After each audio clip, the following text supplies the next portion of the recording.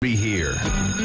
Students have been dressing in style and comfort for over 50 years shopping that boot store with the widest selections and lowest prices on brand name clothing, boots, and shoes with the friendliest staff. Why shop anyplace else? That boot store. Open Tuesday through Thursday, 9 till 5. Friday and Saturday, 9 till 5:30. Next to Bill Bird Kia, 15th Street, Panama City.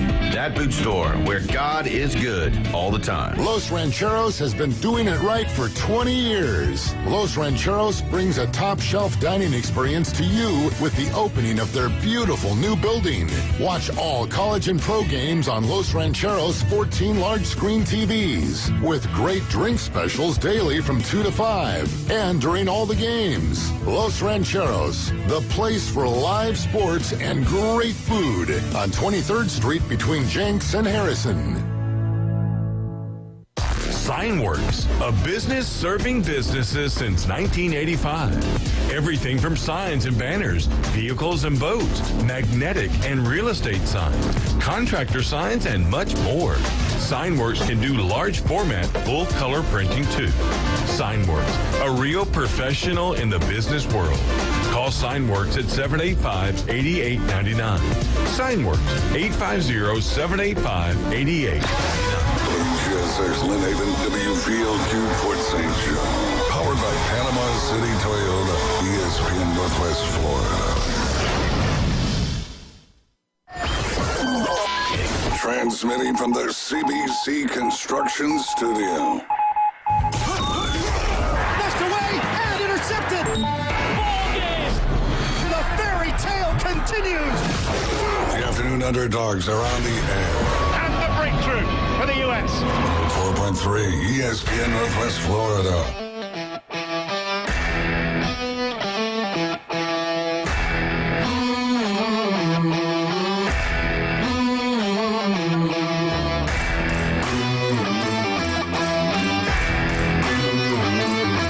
It's 4 o'clock and you are listening to the Afternoon Underdogs right here on 104.3 ESPN Northwest Florida.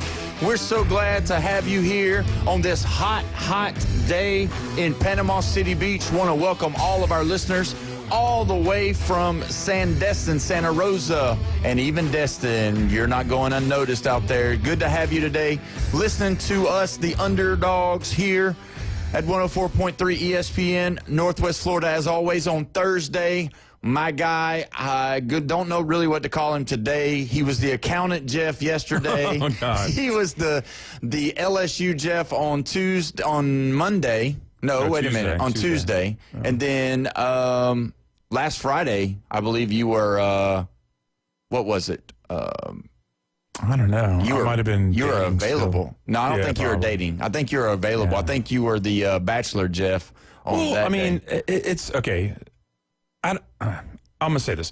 I don't have a girlfriend. I'm just seeing one person is what I'm doing. Okay. Yeah. So it's not. Can you hear me? I can just a little bit. Okay. Yeah, our mics are a little low in our ears. If we could get a pop on that I don't think James wants to hear us. No, that's what it is. He cut us off. Horrible. These guys, he didn't cut us off.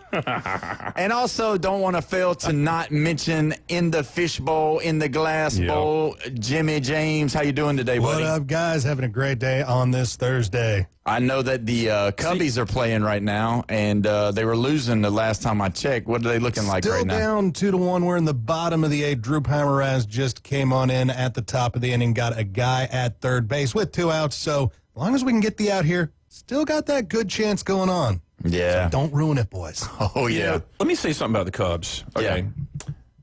There's, out of all the bars in New Orleans, you have LSU and you have Saint stuff everywhere. You even have Tulane stuff up. Yeah. The Cubs are the only team outside of, Louisiana that basically dominates a bar in New Orleans. Really? There's actually a bar that's like basically a shrine to the Cubs. Really? Oh, yeah. And it's in uptown New Orleans. And I don't want to say that's unusual, but it shows the far-reaching powers of the Chicago Cubs. Well, there's a lot of fans. Maybe it's because New Orleans people love losers. That could be. I mean, we were losers for so long. I mean, yeah. I mean, with the Saints, LSU at times. So yeah, I mean, Tulane.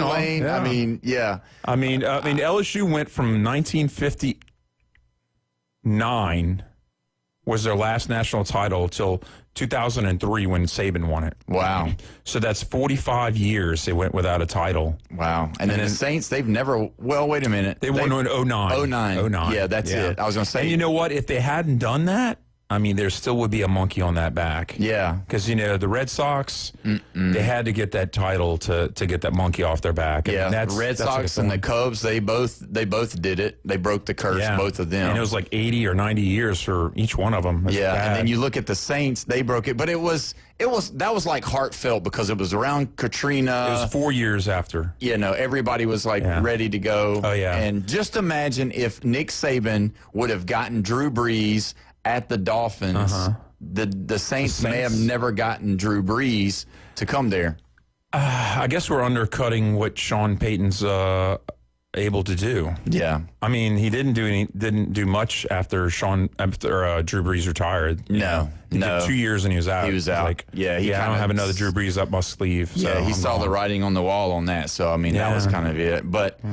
Well, do you know what today is? This is one of those things where you have to look. But today is Irving Magic Johnson's birthday. Yeah. Number 66. I didn't realize he was that old. I was thinking he was probably like 61, 62, but 66 years old for the Magic Man. Yeah, because my brother graduated in 79, just like Magic. Oh, wait, no. My brother must have graduated in 78 from high school. That's what it was. And Magic won the national title from Michigan State Spartans in 79 against Bird in the title game. And then 80, was that year where the Lakers won another title, which I don't know how many years it had been since they'd won a title. I'm not sure. Because Kareem probably won one with the Lakers before that. He got hurt. Kareem got hurt. Yeah. And then Magic had to play center. Yep. And then they won it. He was the Rookie of the Year and the MVP of the finals. Beat Bird from French Lick, Indiana. I don't think anybody knew Bird much except for just had winning, going to the national championship the year before. Bobby Knight knew who he was. You know why? Why? Because he first enrolled at the Indiana Hoosiers. That's right. And then he decided it was not for him. He was just, country bumpkin from French Lick. French Lick, Indiana. And I don't know what happened. It was like, I think I don't know. I can't say he was hard on him. And then, he's like, this is too hard for me. I'm going to go. Because Bird worked a little bit. Yeah, Bird he's always a tough worked. guy, but I don't know what happened there. He left the Hoosiers. Yeah, and I guess he went he was home and homesick. had a kid. Yeah, but playing at Indiana State, like nothing's ever come out of Indiana State at all. They had a good baseball year like 3 years ago. He played baseball. Oh, really? Yeah, he played baseball at Indiana State. Wow. Yeah, could you imagine a 6'9"? Some people say he's 6'9". Most people say he's like more closer to 6'10", like for real. Really? Yeah, they said he's legitimate. I believe I believe obviously the 6'9" at least. Yeah.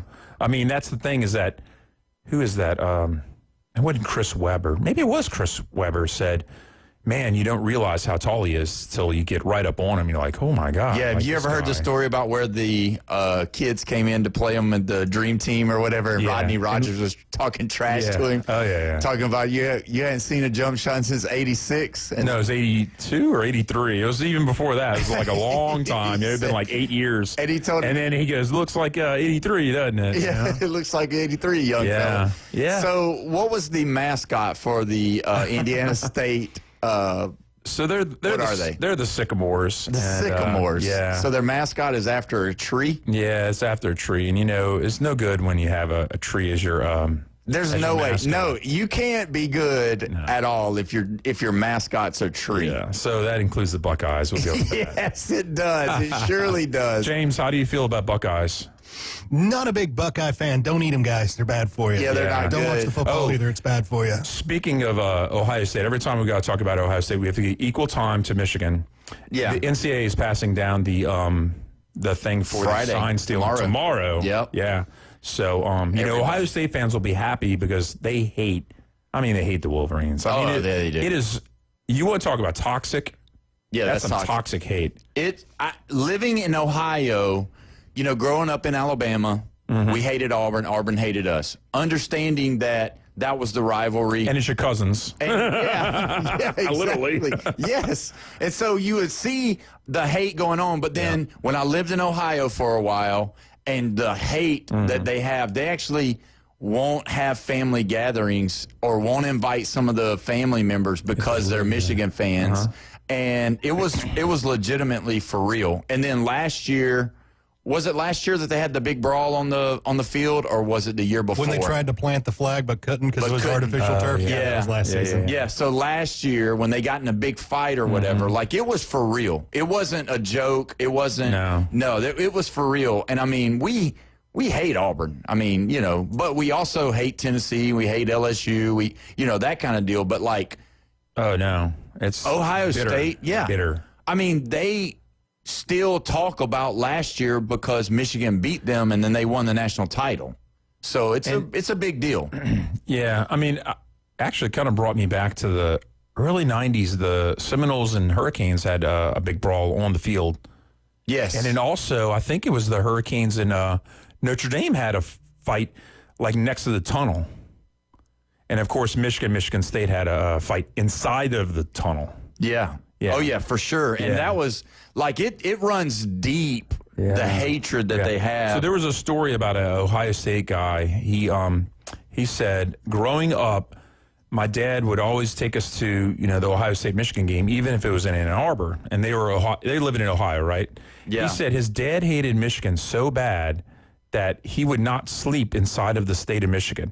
He would get a hotel room right near, was it Toledo, I guess it is? Yeah. I think Toledo's near the state near line. He would get a hotel room near Toledo and then drive into Ann Arbor for the game and then drive back and stay at that hotel again to drive back home.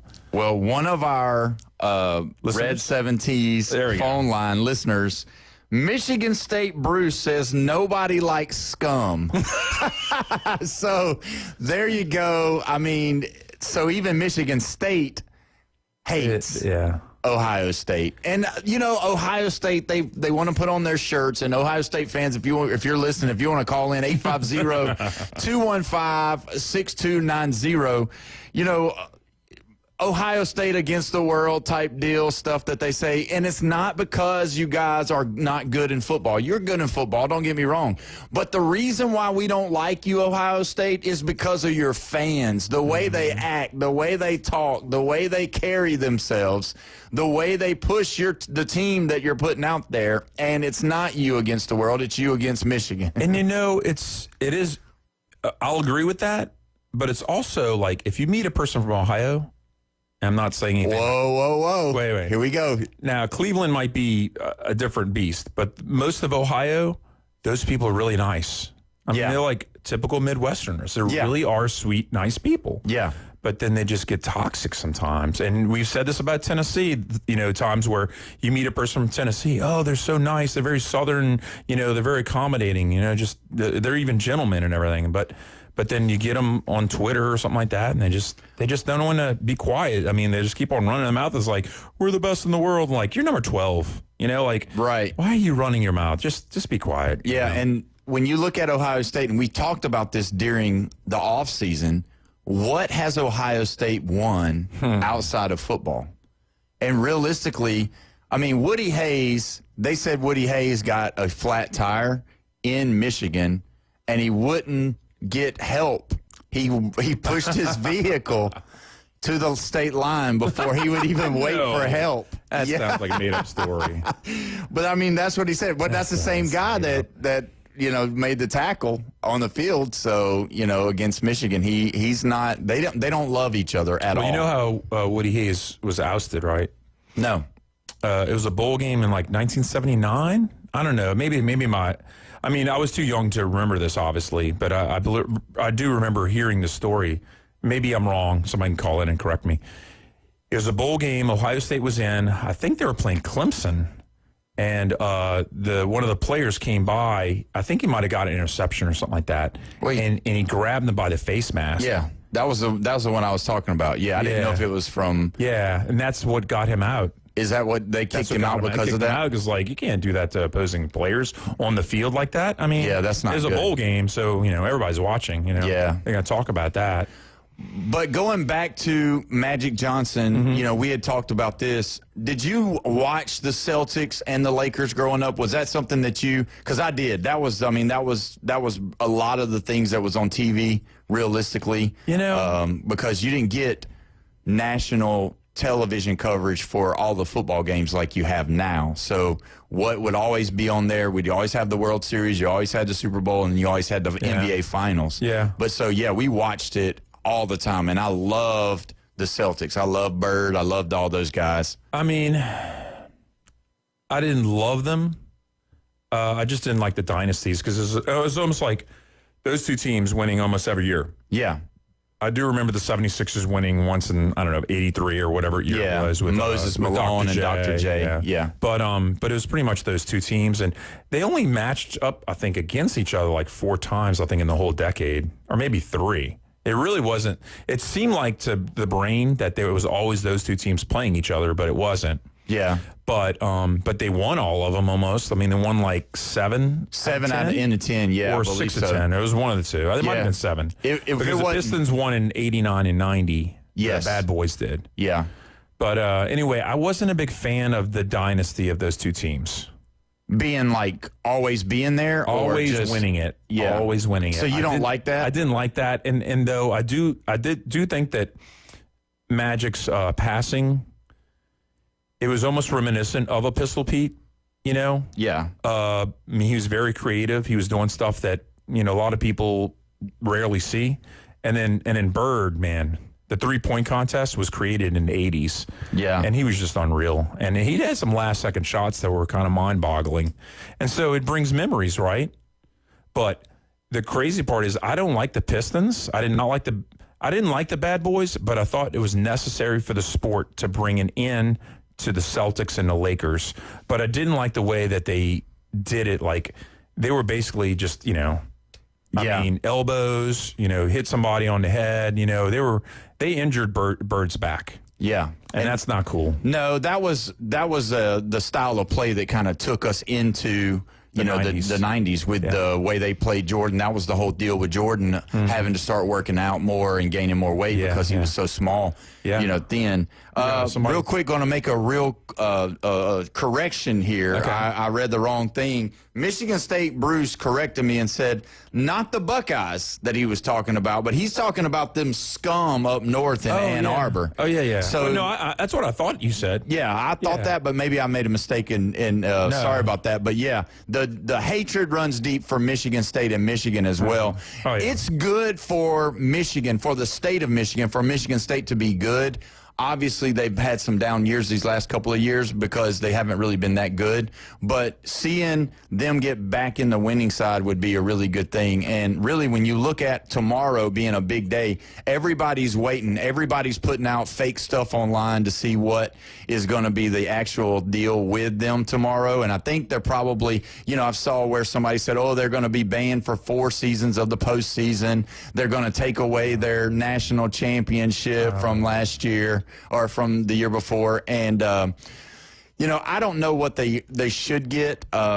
I thought the whole reasoning behind having the 3 to 4 different quarterbacks on the side of the on the sideline giving fake signs was so that the other team couldn't see. I thought the whole reason behind bringing the vinyl behind the people giving the signs and not knowing who was giving the signs. Yeah. And I get it. Don't get me wrong. He was going to games and videoing their signs and doing all those things, but I thought it was just a way that everybody kind of knew that everybody was watching. Like, realistically, how many teams do you really think, not on their level, but how many teams do you think was stealing signs during this whole time that they're accusing Michigan of doing? I don't think they're accusing them. I think they know they done it. I'll guess 8 to 10.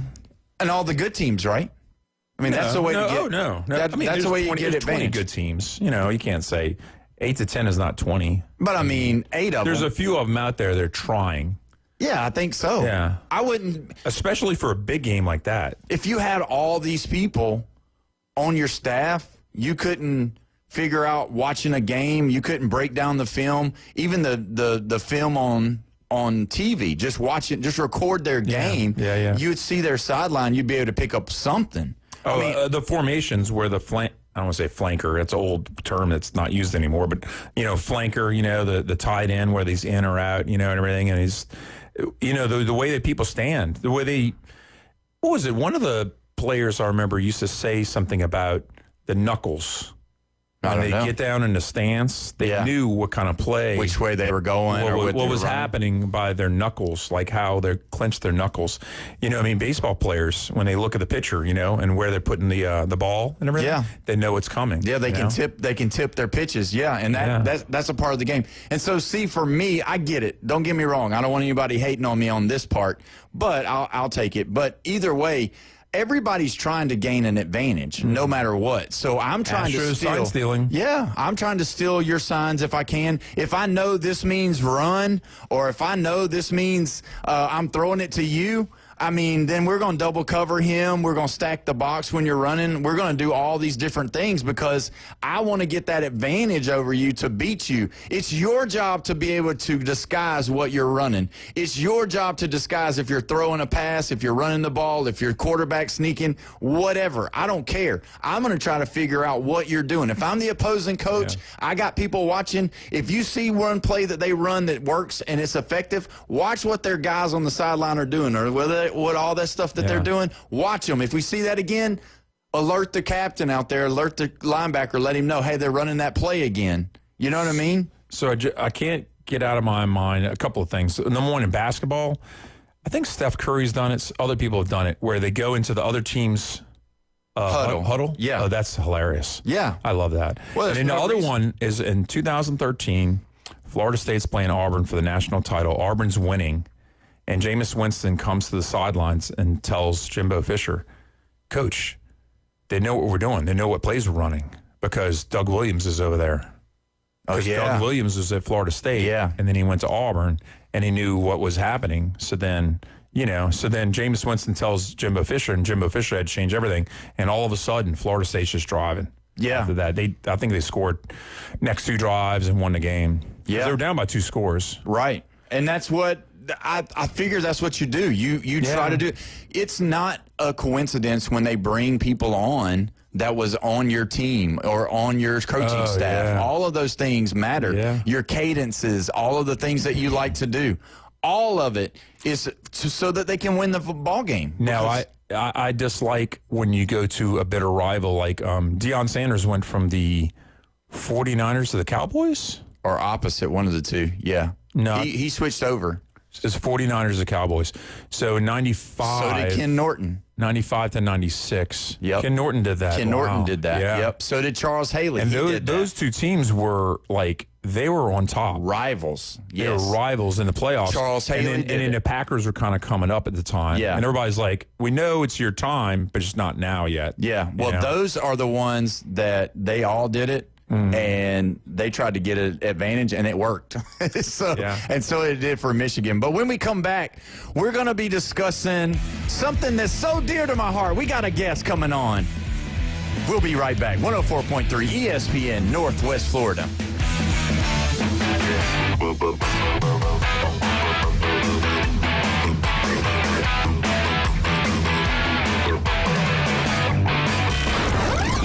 Taking your hot takes, rants, and takedowns. Let's hear it on the Red 7T studio line. 850-215-6290.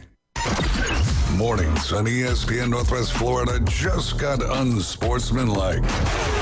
The latest Browns hope is Shador. Before then, it was Baker Mayfield, it was Johnny Manziel. At the time they were with the Cleveland Browns, I think neither of them were ready for the stardom and the roller coaster ride that being the quarterback of the Cleveland Browns comes with the way that this guy is. Evan, Canty, and Michelle. Weekdays 5 to 7 on ESPN Northwest Florida. Good afternoon. This is Joanna on ESPN Northwest Florida with Thursday's weather forecast. Possible thunderstorms and mostly sunshine the rest of the day with temps near 89 and a wind 10 to 15 miles per hour. Mostly clear skies tonight, a light breeze and a temperature of 81. About the same tomorrow, around 88 with mostly sunshine and a possibility of thunderstorms. Mostly sunny in the morning followed by possible thunderstorms Saturday and very warm around 89. This forecast is brought to you by Ellis Agency Insurance. Thank you for keeping that dial at ESPN Northwest Florida. Rely on it. Looking for dependable civil construction in the Florida Panhandle? CBC Construction has you covered. From land clearing and drainage to roads and underground utilities, CBC delivers high-quality work on time and on budget. Locally owned and operated, CBC is trusted by schools, developers, and municipalities. To learn more, call CBC Construction 850-740-3815 or visit cbcconstruction.com. That's cbcconstruction.com. Great design is timeless, and that's why Tracy's Fine Jewelry inside Coin & Bullion Reserves offers a stunning selection of vintage, antique, estate jewelry on sale now at 40% off. Exquisite Victorian rings, Art Deco diamond brooches, Georgian and Art Deco bracelets, earrings, and pendants. These one-of-a-kind pieces add personality to any ensemble, and now at 40% off. Find your timeless treasure at Tracy's Fine Jewelry inside Coin & Bullion Reserves. Now, we're live and local inside the CBC Construction Studios. You're riding shotgun with the Afternoon Underdogs. We're going to need some gas money. The Afternoon Underdogs. Fill her up, please. 104.3 ESPN Northwest Florida. And welcome back. You're listening to the Afternoon Underdogs with Paul Wilson here at 104.3 ESPN Northwest Florida, right here in beautiful Panama City. Don't forget, call in, text in on the Red 70s phone line. We're so excited to have you here with us today. Listening, you can share, you can comment on the Facebook page, on YouTube, whatever you want. We didn't ask earlier, but we wanted to ask real quick. Did you do anything fun today, Jeff? Did you get something done today? Wait, what did I do first? You got your phone fixed. Yeah, I got my phone That's where fixed. I wanted to go. Yeah, I got my phone fixed. We're going to give it up to Jeff. He finally went to Walmart and bought him a new phone. And got him his phone fixed, and he bought some minutes on the card. Is there a place worse than Walmart? I don't know. To buy your phone? Yeah. I'm sure there is. I mean, I think you can get them at the gas stations. Oh, God. But either way, man, I'm excited. This is a so exciting moment for me. We've got on the phone today to be with us Alabama Crimson Tide, YouTube, Facebook, Kyle Henderson. He is with us. Kyle, are you there, my friend? Yeah, good to be here. I appreciate it. Thank All you so right, much. man. Yes, sir. Where is here?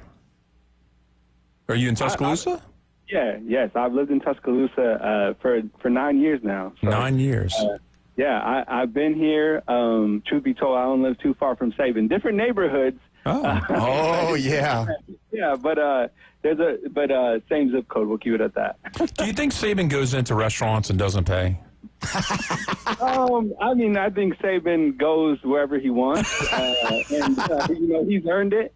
Yeah. He's done a lot of transformation over even the years that I've been here within the city. But it's not his organization anymore. You know, we're going into year 2 with Coach Kalen DeBoer, and there's a lot of reason to be optimistic about this next season, and happy to talk about that. Yeah, that's the cool thing about it is when you have a coach that has been so dominant, usually it's a huge fall off. It's not just a normal, little couple of game fall off like last year for us. But and I say us, I'm a huge Alabama fan too, and that's why I'm so excited. We've never had anybody do an Alabama update since I've been the host of this show, and before we get really into the nuts and bolts of what we're going to talk about today, I just want you to know, Kyle, that Jeff, we call him LSU Jeff because he is an LSU Tiger from Louisiana. So if you hear any grunting, if you hear anything that he wants to say to you, just know it's coming from that Tigers mentality. I'm not toxic like that until, and in pregame, I'm going to be very jokingly, and nobody gets real vicious with me while I'm outside of Bryant-Denny Stadium. But once I step into Bryant-Denny Stadium this year, which I went 2 years ago for the LSU-Alabama game, I'm going to yell my head off, and I will be hoarse by the third or fourth quarter, depending upon how much I'm yelling. Well, I'll tell you a 20-second story. I went over to LSU. I went to Baton Rouge my first time. I'm originally from New Mexico, so for the last 9 years, I got to experience SEC country. So I go down there, Alabama versus LSU. I'd never been to Baton Rouge, don't know what to expect. I went over there. The tailgate went on for miles, and I'll tell you what, if LSU would have won that game, if LSU would have scored that game, I would have took my shirt off, bought an LSU shirt, and partied all night. It was absolutely crazy. So, no, SEC country is absolutely the best, and I love being here. Yeah, we always have these conversations because we have a lot of SEC fans here in Panama City Beach. And when we start talking about it, you know, Jeff always talks about that LSU fans aren't toxic. And he always says stuff about toxic fans in other places but LSU. But I'm just going to tell you, I've been over there, and if you come out winning, LSU fans are not the nicest. They might be a little, you know, cordial at times, but I don't know if you've ever felt it, but did you feel it when you went down there to Baton Rouge? Yeah, you know, the pregame is a whole different, you know, everybody, the game hasn't started, right? Pregame is 0-0, but you could have the best, you know, Cajun food, obviously. Oh, yeah. The food down there is unbelievable. But, yeah, after the game, you know, I'm usually up in the press box, you know, or at least at that time when I did go to the games until things died down because, you know, anything related to the Crimson Tide after that particular game or even last year, you know, it gets a little dicey for everybody. Oh, yeah, for sure. Well, let's dive into it. You know, Kyle, when we look at what Kalen DeBauer has done thus far, coming off the season last year, and this year coming in of having to rename a starter, and we just got Ty Simpson named.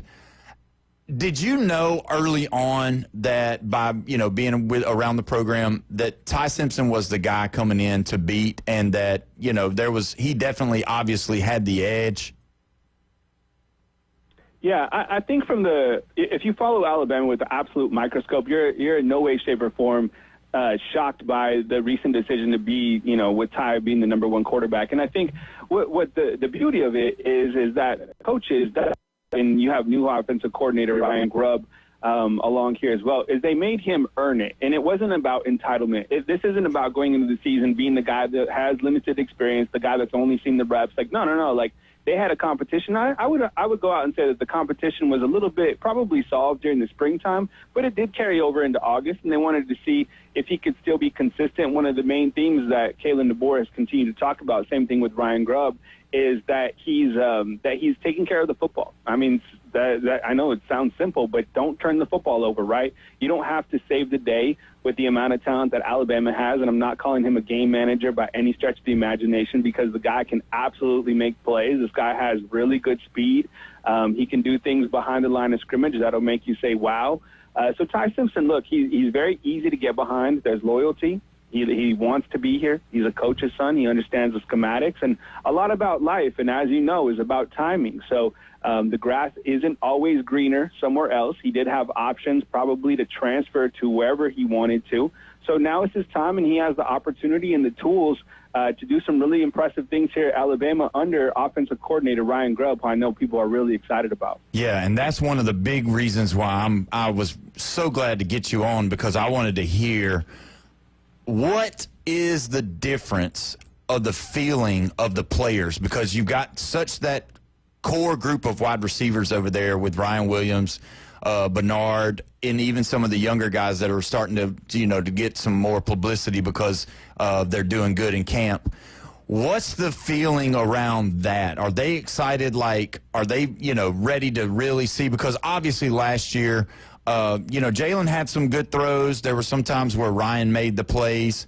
But with this new offensive coordinator and his style of play calling, are those guys excited because they know they're about to blow it up? Yeah, I think so. I mean, look, there's three main reasons that I think Alabama football fans should be excited about this coming year, and a reason for optimism. And I think number one is Ryan Grubb. I think two is the defense. I know you haven't asked me about that. And the third is probably, in no order, is a new quarterback. Not because the Milroe didn't do this and that. It's just kind of a clean slate with the new offensive coordinator. But I think from everything that comes out of camp so far is that, look, the players are really excited because of Ryan Grubb's overall schematics and I think how he's going to be able to get the football to different weapons. And as I just said, you don't have to be overly complicated in this offense because there's so many dynamic weapons. I am curious to see how Isaiah Horton, who transferred in from Miami, fits into the system. I mean, he's 6'4". So you really have three core receivers, and probably the most underrated one is Jeremy Bernard, right? The guy was really good last year. And, of course, you know, the star of everything is Ryan Williams. So those three guys are your front runners at wide receiver. There's some guys under that who have storylines as well, like Rico Scott, who ran 23.5 miles an hour. There's Jalen Hell, who's back from a significant injury. There's Lazier Brooks, who was turning heads as a true freshman. We could go on and on. But one of the things that I want fans to really understand about Ryan Grubb and about this offense is there's this narrative, and it's fake, that Alabama's not going to run the football this year because Ryan Grubb didn't run the football or whatever out with the Seattle Seahawks, which is true. There was a couple reasons why if you dive into that, but Alabama's going to run the football, and they have an arsenal of running back rooms from Jam Miller, who's 221 pounds. I'm sure you guys saw the photo that's out there, and he makes Mark Ingram look small. You got Richard Young. You got Daniel Hill, who's probably closer to 255 pounds. You have Draylon Washington, who's a transfer in, Kevin Riley, who's out of the area, Tuscaloosa County, and you got AK, the other freshman. So they're going to run the football. I don't think they'll have a 1,000-yard running back, but I would imagine that they're close to 2,000 yards, all-purpose yards rushing, because they have a variety of running backs that they can get the football to. Well, and that's where I wanted to go. I wanted to go into that. With him being able to, throw the ball, what do you see as far as, I want to get on Ty Simpson just a little bit. Does he seem like he's more like a Mac Jones guy where he's cerebral, he can see the field, he knows where to check down, he knows where to look, he can kind of come to the line of scrimmage and looking over and seeing what the defense is presenting to him? Is he that guy? Is he a game studier? Is he cerebral? Maybe that's the best question. Yeah, I think so. We're about to find out. I mean, going up against Florida State on the road, I know, if you're an Alabama fan, that game's already won. That game is not won. There's many, pitfalls that they have to avoid going to Tallahassee in week one. I mean, there just is, right? That's the rat poison game because it's 12.5 or whatever the line is at this point in time. Alabama's supposed to be this and that. Well, they haven't even played a game, right? And every single game that they played last year on the road, it was kind of chaos. And that's where most of their losses came from. I think when you look at Ty Simpson, is he a study of the game? Well, I mean, you kind of look to his father, Jason Simpson, who's the head football coach at UT Martin, and all the schematics that Ty Simpson had to grow up around, right? Even his younger brother, who was a freshman last year, I think he threw 52 touchdowns on varsity as a freshman. So They breed quarterbacks, right? And I think schematically he's going to be fine. He's going to be able to understand coverages and be able to make decisions at the line. But I want to emphasize this. Look, and I love Mac Jones. Mac Jones is a good athlete, and finally the 49ers got somebody from Alabama. I follow the 49ers. They'll never get anybody. Never. But Ty Simpson, look, don't sleep on this, okay? This guy is an athlete. He is an athlete. He's not a pocket passer. I'm telling you, if Ty Simpson gets out to the outside and he gets some blocks downfield, the stock block, this and that, I'm telling you, he's one of the fastest players on the field. Just wait. He'll have some opportunity. He's already showed it. So for Alabama fans, if you're listening to this, you're probably like, yeah, he's right. I've seen him do this. And if you haven't, just wait, because he is absolutely an exciting player, especially behind the line of scrimmage. He can make you miss. He has a lot of athleticism, and he has good north and south speed for sure. We're talking with Kyle Henderson on Bama Football on YouTube. Kyle, that's what I'm talking about. I wanted Jeff to hear it because, the other day, yesterday, there was a news out of Baton Rouge that said that Garrett Nussmeier ran like 22 miles an hour or something. I think it was 24 points. 24 miles an hour. And I'm not buying it. I'm not buying it at all. Yeah. And, he's not really buying it either. But, I was hoping that you would say that because obviously we need somebody to get outside the pocket in this type of offense that they're running. You can't just stay back there. But I'm really getting excited. You know who really made me get a little bit worried? I can't remember if it was AJ or if it was Greg McElroy, and said to just give him patience and just give him some time and we'll be patient. We'll be okay. And after watching some of the film that I've seen, I'm excited about it because now I don't think we need to be patient because, like you said, he's a coach's kid. He's been in the program. He knows the standard. He's seen the field. Obviously, it hadn't been in crucial situations, but he's seen the field. And I really feel like everybody's going to, stack up around him, and I think we're going to see an Alabama football team that is going to really turn some heads. Okay, let me say one thing. Yeah, go ahead. He did say that most of the losses came on the road. All of the losses came on the road. Tennessee, Vanderbilt, and Oklahoma were all on the road. Michigan was at a neutral site. Yeah. So if I were to pick apart the schedule, and I'm looking at it, and not this very second, but I memorized it, I think you're going to beat Florida State. You're going to beat Wisconsin. You're going to play in between the hedges at Georgia. Let's just say, for instance, you might lose that road game because we're looking at road woes right now, right? Mm-hmm. Then the 4-game stretch is Tennessee, South Carolina, LSU, and Oklahoma are all ranked. 4 ranked opponents in a row. But the difference between all of this is you have a bye before LSU, and the only road one out of those 4 is South Carolina. Going 10-2 is not out of the realm of possibility of losing the Gamecocks and the Bulldogs, sitting out of the SEC championship, and then running a table in the playoffs. Yeah, you know what? That's hard to disagree with. I think when you look at pitfalls of this Alabama football team, one of the things that I talk about, there's several pitfalls that I would like to emphasize, and one of them is the schedule. I think the road games, last year doesn't equal this year, but with that said, the first game, the major game, right? Besides after week 1 is you're on the road, just like you said, against Georgia. Then you host Vanderbilt and Diego Pavia, who last year punched him in the mouth. You go on the road, and look, Kalen DeBoer hasn't lost games that are of high magnitude, meaning like top-ranked games. He's been able to win those throughout his career. It's the games that are kind of like the trap games, like a Missouri on the road that historically he somehow lost. Tennessee is at Bryant-Denny Stadium, but as you said, and nobody's talking about South Carolina, I don't think. South Carolina could have beat Alabama last year if there was 2 more minutes on the clock. Lenore Sellers, have you guys not I don't know why he doesn't get more notoriety. That guy's a monster. And they're playing right after Tennessee. 100%. And then you're looking at a bye after that before the LSU, so you can take out LSU all you want because you're playing at home and you got a bye, you get to prep for it. But South Carolina, you go South Carolina on the road, right? Yeah. And let's talk quarterbacks too. You got Lenore Sellers, and then you have Garrett Nussmeier, right? That game's at home. Then you have John Mateer. Granted, he hasn't been on Venmo anymore. Oh, no. He's in Illinois. And then, okay, the Auburn game. Now, I'll tell you this. That game is in Auburn. The one thing I've learned living in Tuscaloosa, I've learned a couple of things, okay? Southern hospitality, 100% true. Number 2, you go over to a buddy's house, they're going to make you an old-fashioned, 100%, okay?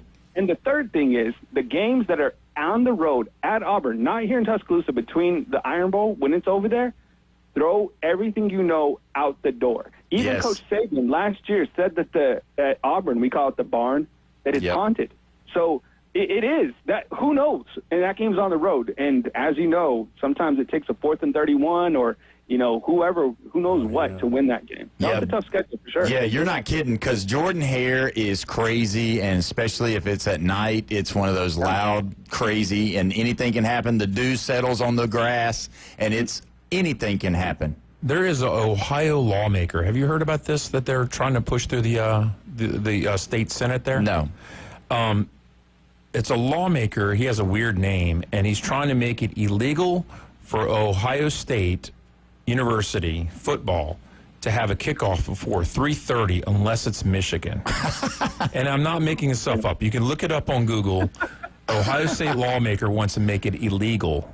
He also, I think before, is like last year or year before, they tried to make it illegal to plant a flag at midfield in the horseshoe. That's crazy. Don't lose. Exactly. Don't lose. Don't lose. That's right.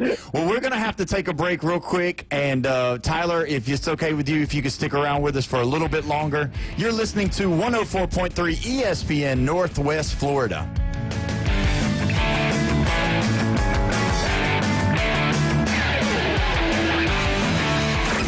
Call in now. This is Touchstone service. The Red 70s studio line is open. Demonstrate how to make a call with your dial telephone. 850-215-6290. You've read the headlines. You've seen the highlights. unfiltered truth. Steroid era, you can like it, love it, hate it, whatever. It saved baseball. Since 2017, 104.3 ESPN Northwest Florida has been the undisputed leader for sports coverage on the Panhandle. If it matters in sports, it matters to us, and it matters to you. 104.3 ESPN Northwest Florida. Good afternoon. This is Joanna on ESPN Northwest Florida with Thursday's weather forecast. Possible thunderstorms and mostly sunshine the rest of the day with temps near 89 and a wind 10 to 15 miles per hour. Mostly clear skies tonight, a light breeze and a temperature of 81. About the same tomorrow, around 88 with mostly sunshine and a possibility of thunderstorms. Mostly sunny in the morning followed by possible thunderstorms Saturday and very warm around 89. This forecast is brought to you by Ellis Agency Insurance. Thank you for keeping that dial at ESPN Northwest Florida. Rely on it. Saturday, August 16th. Come to the Sneak Peek Land Sale at the Ranches at Creekside Preserve and get your gorgeous 20 to 50 plus acre estate in desirable Baldwin County on sale from only $139.9. That's right. Get 20 to 50 plus acres in Baldwin County from just $139.9 with excellent financing available. Ranches at Creekside Preserve features private large acreage tracts with beautiful woodlands, rolling meadows, and a peaceful creek, all surrounded by pristine natural beauty and abundant wildlife. It's your opportunity to live in Baldwin County, Alabama, one of the fastest growing coastal counties in the U.S. due to low taxes and a low cost of living. Don't miss out. Come to the Sneak Peek Land Sale at the Ranches at Creekside Preserve and get your gorgeous 20 to 50 plus acre estate in desirable Baldwin County on sale from only $139.9. Call 877-888-1415 or visit creeksidepreserveal.com. creeksidepreserveal.com.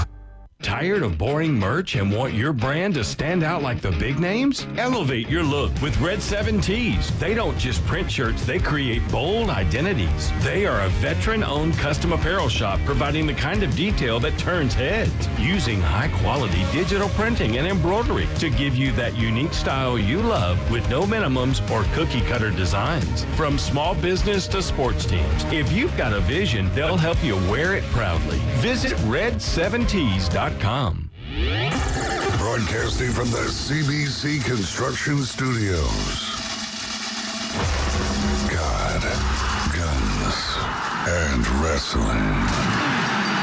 It's the Afternoon Underdogs on ESPN Northwest Florida. And welcome back. You're listening to the Afternoon Underdogs with Paul Wilson here at 104.3 ESPN Northwest Florida. Don't forget to call in, text in the Red 70s phone line, 850-215-6290. Going to go to the Red 70s text real quick. Want to talk about something real quick before. Damian Craig was a quarterback for the University of Auburn, and he got into coaching, and he was on the coaching staff of the 2013 Florida State Seminole National Championship. And so he never coached underneath not Gene Chizik. Was it Gene Chizik? Gene Chizik? Yeah, he wasn't under Gene Chizik. He never coached under Gene Chizik, so he didn't know what the game plan was. But Doug Williams did. Yeah, Doug Williams was there. And he was the exact opposite. Exactly. He went from Florida State to Auburn, and he knew the game plan pretty much. Because, Jimbo didn't switch it up. Right. And so some of our listeners wanted to make sure that we said that Damian was there too. So he was with Jimbo. So I met a person who lives here on the West End, and she was like, my brother's such and such. And then I was like, who is that? And they're like, oh, well, Damian Craig was like throwing to him at Auburn. He was like a starter for Auburn, wide receiver and all that. So anyway, it's just kind of weird how you'll run into people who know people or related to people and all that. And one time I was in a restaurant here, and it was a small restaurant, and the cook turns around and goes, hey, aren't you such and such from Alabama Crimson Tide? And he goes, yeah.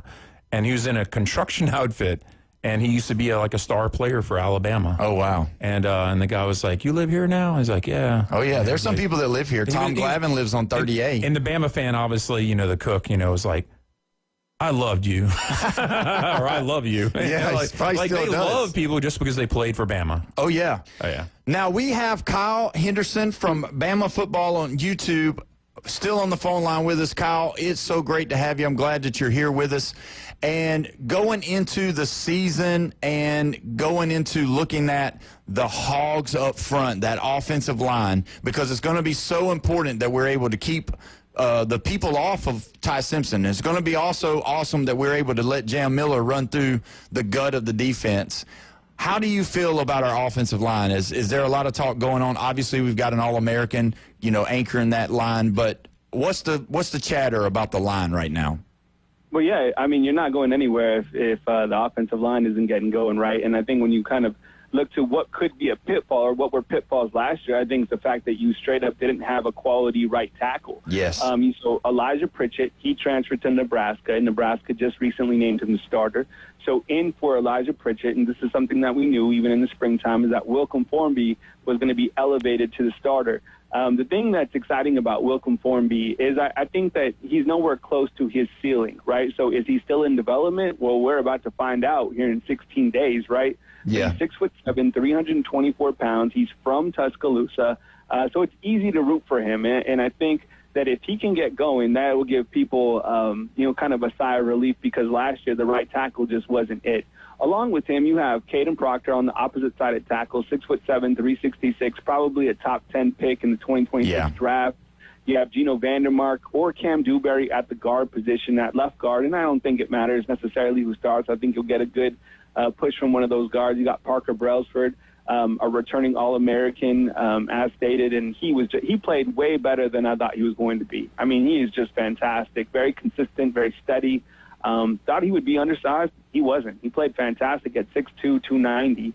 And then you have Jaden Roberts. Now, here's where things get a little bit squirrely right now, even at a fall camp, is Jaden Roberts is 6'5", 327, right? And he benches he benches over like 500 and some pounds, and he squats 900 pounds. They call him the Hulk, right? Well, last year he wasn't healthy, ever 100%, and just because he's lifting and benching and squatting too much. Right? I mean, my goodness. So this past scrimmage, he didn't participate, and I don't know if he's banged up or whatever. So something that we're watching kind of going in this Florida State game. But I think the offensive line, just look at the guys. I mean, everything that you want is there. So I guess we just have to actually see them perform that in that opener. Yeah, and that's the thing, especially when we get into SEC play, is that line is going to be so important, so vital, because it's just like in the NFL last year whenever the Eagles, not the Eagles, but the Chiefs, they were not able to contain their defensive front, so they didn't have to blitz their linebackers. And that's what we want. We want those linebackers blitzing so we can get one-on-ones with our wide receivers, even with our tight ends. And that's another thing that kind of gets overlooked for Alabama. I know that we've got some studs at the tight end position. Give us a little update on some of those guys. Yeah, the tight end is really interesting. They have 8 tight ends that are on the roster. And you have Danny Lewis, who comes back, 6'5", and look at the size of these guys. I'm going to rattle this off real quick. You have Danny Lewis, 6'5", 254. Josh Cuevas is small for this room, 6'3", 256, and he should be the starter. Brody Dalton, a transfer in, 6'5", 251. Jack Samarco, transfer in, 6'5", 252. Jay Lindsey, second-year player, 6'5", 255. Caleb Edwards, a true freshman, 6'6", 265. And Marshall Pritchett, a true freshman, 6'5", 250. That's crazy. So, okay, I will say one thing, though. We were talking to a Seminole guy this week, and when I looked at their roster, they had 12 wide receivers and 8 tight ends. And when I was looking at the wide receivers, I saw the size of them, and I was like, why are these guys wide receivers? They should be tight ends. And then I realized you've got 8 tight ends on your roster. Yeah. You don't need any more. I mean, 12 wide receivers is quite a bit, but 8 tight ends is too much. Yeah. And they were big, just like you're saying. It's crazy. I got a quick story about this. A friend of mine that was in Ohio, his son was 6'2", about 230 coming out of high school. Highly decorated. I think he ended up getting his 4th star. He had 3 stars with some, but 4 stars with others. So he went to a recruiting trip to Virginia Tech, and they had called him in, and they were like, doing all the things that they do. And when they pulled him in, they said, okay, would you mind taking your shoes off for us? and they put the tape on him, and he was like 6'2" and a quarter. And they were like, that's a little strange. They never had that happen before. So they continued with the meeting and all, and everything was good. And at the end, the coach said, hey, I just want to go ahead and be up front with you guys. If you're not 6'4", we don't recruit you at tight end. Oh, and tight so, end. Okay, and that's what he was going. I thought you were going to say wide receiver. No, at tight end, and that's what he was going for. Yeah. And so the size does matter now in the game that we played. So to hear all those 6'5", 6'6" all the way through, it kind of lines up with where football's going, and and that's a good thing. And I don't remember seeing a lot, because I know Noah Fant was at Seattle, and which he left this year. But I don't remember Ryan Grubb's offense throwing a lot to the tight end. Is that something that, we are not going to do as much because of how much depth we got at the wide receiver position? That'll be interesting to track. And there's 7 wide receivers here at Bama, not 8, my bad. You know what? I think what they're going to do is kind of looking back at Washington, not when he was with the Seattle Seahawks, but when he was with the Washington Huskies. I'm talking about Ryan Grubb and kind of the schematics of what his offense looked like. He had a lot of 3 wide receiver sets, but he did keep the tight end on the field. He really did. I don't know if you'll see a lot of as many 12 personnel that's with 2 tight ends on the field as we did last year. I think that's just because they had issues blocking, to be honest. But this year, there's so many weapons that I think you'll have 3 wide receivers and 1 tight end, probably Josh Cuevas. But I am hearing that this Caleb Edwards, who's a true freshman over here, 6'6", 264, that he's been repping with the first team. So that might be something to watch. But wait, who's 264? A tight end? Yeah. A tight end is 264. Yeah. Last year they played. Last year Alabama played Robbie Oots. I remember. 6'3". He's on the Seahawks, actually. I think he's like 6'3", 275. So, yeah, he was. They used him as an H-back, so basically kind of like a hybrid fullback. So, no, Grubb will use a tight end. I think when he was at Washington, the tight end caught like 40 passes or something like that. Most schools with a guy like that would have him at defensive end. I'm not kidding. Yeah, that's crazy. Yeah.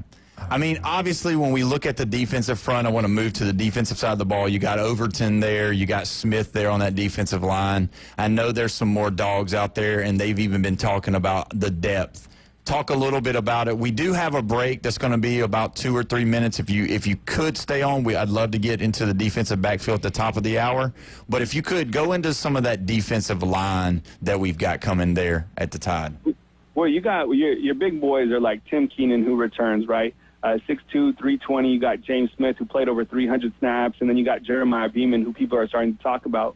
You talked about the bandit position. The bandit position is a guy who's responsible for getting after the quarterback, right? And you got LT Overton. This guy is unbelievable. 6'5", 278, transferred last season from Texas A&M, and I think he's one name to certainly watch overall in the SEC.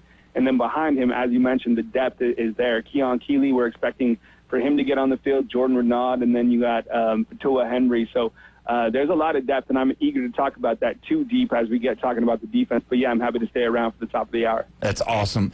When you look at the defensive line, that's where in the SEC it's going to matter. Being able to make a team one-dimensional on the offensive side of the ball, put them in 3rd and 8, 3rd and 7 because they can't run the ball. That's the biggest thing for Alabama going just forward. Putting the pressure on the quarterback and make him run for his life and throw off balance to a receiver who's not going to be able to catch it. Yeah.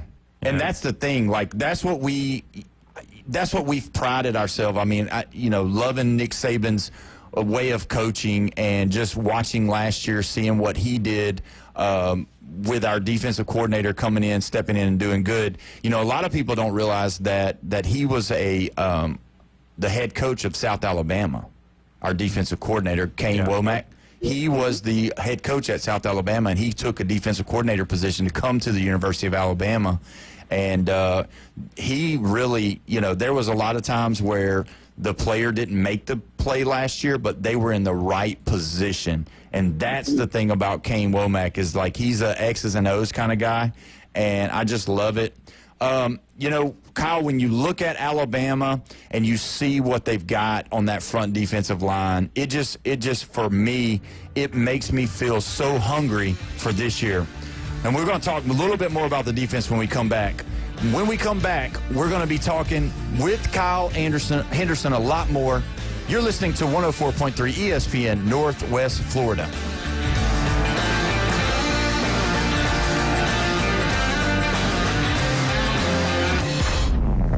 Killing the game. Call or text us now on the Red 7T studio line.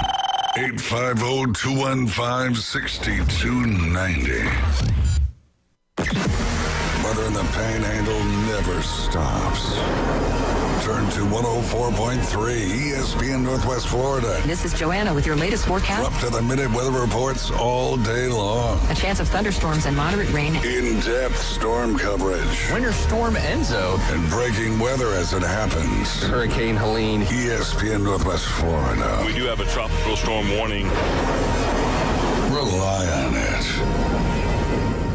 Good afternoon. This is Joanna on ESPN Northwest Florida with Thursday's weather forecast. Possible thunderstorms and mostly sunshine the rest of the day with temps near 89 and a wind 10 to 15 miles per hour. Mostly clear skies tonight, a light breeze and a temperature of 81. About the same tomorrow, around 88 with mostly sunshine and a possibility of thunderstorms. Mostly sunny in the morning followed by possible thunderstorms Saturday and very warm around 89. This forecast is brought to you by Ellis Agency Insurance. Thank you for keeping that dial at ESPN Northwest Florida. Rely on it. Los Rancheros has been doing it right for 20 years. Los Rancheros brings a top-shelf dining experience to you with the opening of their beautiful new building. Watch all college and pro games on Los Rancheros 14 large-screen TVs with great drink specials daily from 2 to 5 and during all the games. Los Rancheros, the place for live sports and great food on 23rd Street between Jenks and Harrison. With over 65 years of combined experience, Instant Replay Sports Cards is happy to help you take your collection to the next level. They carry all the new hobby boxes, signed memorabilia, and supplies. New and vintage cards and Pokemon. They sell and trade cards and are always looking to buy. They're an authorized source for Topps, Panini, Upper Deck, and Leaf cards. Instant Replay Sports Cards is open 7 days a week at 752 West 23rd Street, down from Academy Sport. Always be replay.com. WGSX Lynn Haven, WVLQ Port St. Joe. Powered by Panama City Toyota. And that's out of the ballpark. ESPN Northwest Florida. Transmitting from the CBC Construction Studio. From Tyndall Air Force Base to the Hathaway Bridge. We're live and local. It's the Afternoon Underdogs. 104.3 ESPN Northwest Florida. And welcome back. It is 5 o'clock on this Thursday afternoon. You made it. You're off work. Now you've got your radio turned on to 104.3 ESPN Northwest Florida. I'm Paul Wilson, your host of the Afternoon Underdogs. Don't forget to call in, text in, 850-215-6290. We would love to hear from you. We're going to go real quick into some of our sponsors. We appreciate all the sponsors that are here with us. AutoNation Ford, if you're looking for a vehicle, just call those guys. Just go look at their spread of brands that they have in their used car department. They will take care of you. They've got all kinds of specials. They're on 15th Street, right past the railroad tracks, right there. Yes, so you can, if you're going back home, if you're headed in, wherever you're going, you can go right by there. See those guys. Tell them Paul Wilson sent you. Also, don't forget, Recommended Collision Center. We know you ladies. Sometimes you touch the curbs a little too much, maybe touch that bumper. Those guys over there can help you out. Going forward, they are great at painting. They're great at getting the right part to fit and fit correctly. I've seen bad repair jobs. Those guys don't do that over there at Recommended Collision Center. Go see those guys over there as well. Also, I believe if you tell them that you heard about it from the show, they'll give you a little bit of a discount. But anyway, getting back to what we love to talk about, Alabama football here. And Jeff's rolling his eyes. I don't know why you would do that. This is great. At least they're not talking about the Yankees. Yeah, we're not talking about the Yankees today. Not right now, anyway. Hold on. More of the show. No Yankees talk. I can't stand the New York Yankees. Right. Stop talking about that. So we'll talk about it. But our guy's on the phone line, and, you know, he's been doing this for a pretty good while now. Kyle Henderson with Bama Football on YouTube. Kyle, we're so thankful that you're here with us. Tell the folks where they can find you on social media. Yeah, it's pretty easy. Just go to YouTube and just type Bama Football on YouTube. We have 114,000 subscribers, so not hard to find. You know, there's a lot of great content creators that cover Alabama football, so you know, there's a lot of shows and a lot of opportunities for you to get your content. But I think what separates Bama football on YouTube is, you know, I'm dialed in. I live here in Tuscaloosa. Every single show comes from the bottom of my heart. So if you want a daily show, Monday through Friday at 10 a.m. Central Time, or as live news happens, Bama football on YouTube is your place. Awesome. That sounds good. We hope that everybody goes, and we will share that here later on in the show as well. You know, getting back to that defensive line, I just, you know, think about the years that we won the national title. You could name off all of those guys, and obviously you see all of those guys going on to play in the NFL and making a very good career out of it. Are there any of those guys that you see this year that you for sure will definitely see playing on Sunday? Oh, yeah. LT Overton is one of them for sure. He's a guy that I didn't even expect to come back this year. I think he was kind of a tweener. Yeah. In terms of maybe like a third or a fourth round type guy that came back, which, you know, clearly with NIL and, you know, now the university's been able to directly pay the players, it made a lot of sense for him to come back to really elevate his overall brand. You know, I really wouldn't sleep on Tim Keenan, you know, who's out of Birmingham, 6'2", 320 pounds. Look, I think I've seen, you remember Jackson Dart? Yeah. I saw Tim Keenan with my own eyes chase him down. So at 320 pounds, the guy can scoot. James Smith is somebody to watch, and I think, you know, going forward, Keon Keeley, my goodness, we are all, as Alabama football fans, waiting for him. You want to break the internet-type article or video, Keon Keeley getting onto the field, getting after the quarterback. He came here as kind of an outside linebacker, wolf position player, put on, I think, close to 30 pounds, so now he's a bandit, puts his hand in the dirt, 6'5", 282 pounds right now. Really think, you know, his ceiling is high, and we'll see him on Sunday as well. And those are kind of the guys on the defensive front. Yeah, talking about Keenan, he reminds me of that Dexter Lawrence that played with Clemson, that plays with the Giants now. He's just that guy. He's not very tall as far as, you know, he's not going to wow you with the height, but he's big, he's strong, and like you said, he's athletic. And that's one of those things that I would love to see, especially against, you know, these quarterbacks that like to get outside the pocket and move around a little bit. And that's what I want to do as well, is I want to force them to get outside the pocket. Now, we're going to move on to the linebacker position. Deontay Lawson is a kid out of Mobile, Alabama, and he's been there for a while, decided to come back, has been hurt. What is he looking like this year? Because I know he battled injuries last year. I know he was struggling. And, you know, I'm from Mobile, and I'm just wondering, he come out of Mobile Christian down there, and I just want to check on him. How's he looking this year?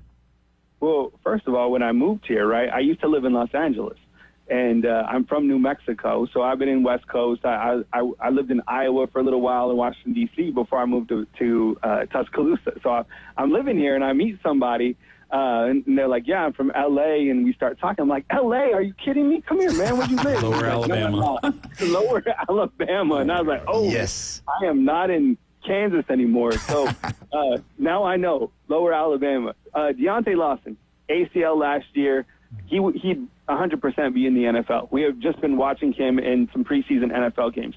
Him coming back really elevates the overall inside backer room. And I think if you look to 3 inside linebackers that Alabama has, they probably have the most snap counts out of anybody in college football, because Deontay Lawson came back, right, as a starter. Yep. Justin Jefferson got a ton of snaps last year. He's able to come back because of the Diego Pavia junior college rule that you could stay, right? Mm-hmm. And then Nakai Hillgreen, they got him out of Colorado, and he had over 800 snaps. So Deontay Lawson right now, ears up, everybody. He is the best player on defense. I don't know if he's 100% right now. I don't know if you play him against Florida State. Does it make sense? Do you want him to be 100% by the game against Georgia? Probably more so. And you have guys, as I just said, at inside linebacker that can carry the flag up until these first couple of games. So he's on track. I don't know, if there's like 100% status on him yet, but that's something that we are tracking for sure. Yeah, and see, that's what I was concerned about with him was the injury, because last year you could tell he was a step slower, and then now where they're having him guard some of the tight ends that are a little bit quicker, he was a couple of steps behind, and you could just see it. You could just tell he was hurt. And so I agree with you. I think that's moving forward, I think, Florida State, I think we'll be able to handle them pretty good. We have the Chop Chat on every Tuesday, and, we've been having a little bit of rivalry talk, and they've been telling us because they've got a whole free agent team. I don't know if you've done any digging into them. Their whole team is a team full of transfers, so they've all got a lot of experience, but I think we're going to handle them pretty good. But it's good. I hope that they will give him a break, give him some rest, and like you said, with those guys, do you have the measurements of our linebacker core? Because I'd love to hear what their measurements are. Yeah, so when you look to Alabama's 4-2-5 defense, you have to also remember that they also have a wolf position, right? Yeah. And that's kind of the outside backer. So we have to talk about Quay Russo, because he may be the best defensive player, period, on the team. He's 6'2", 243. So if LT Overton isn't getting the quarterback, Quay Russo is kind of from the outside, right? Don't forget about Yanzi Pierre at 6'3", 248 pounds. Talking about the inside linebackers, Deontay Lawson is 6'2", 240. Justin Jefferson is 6'1", 227. Nakai Hill-Green, 6'2", 235.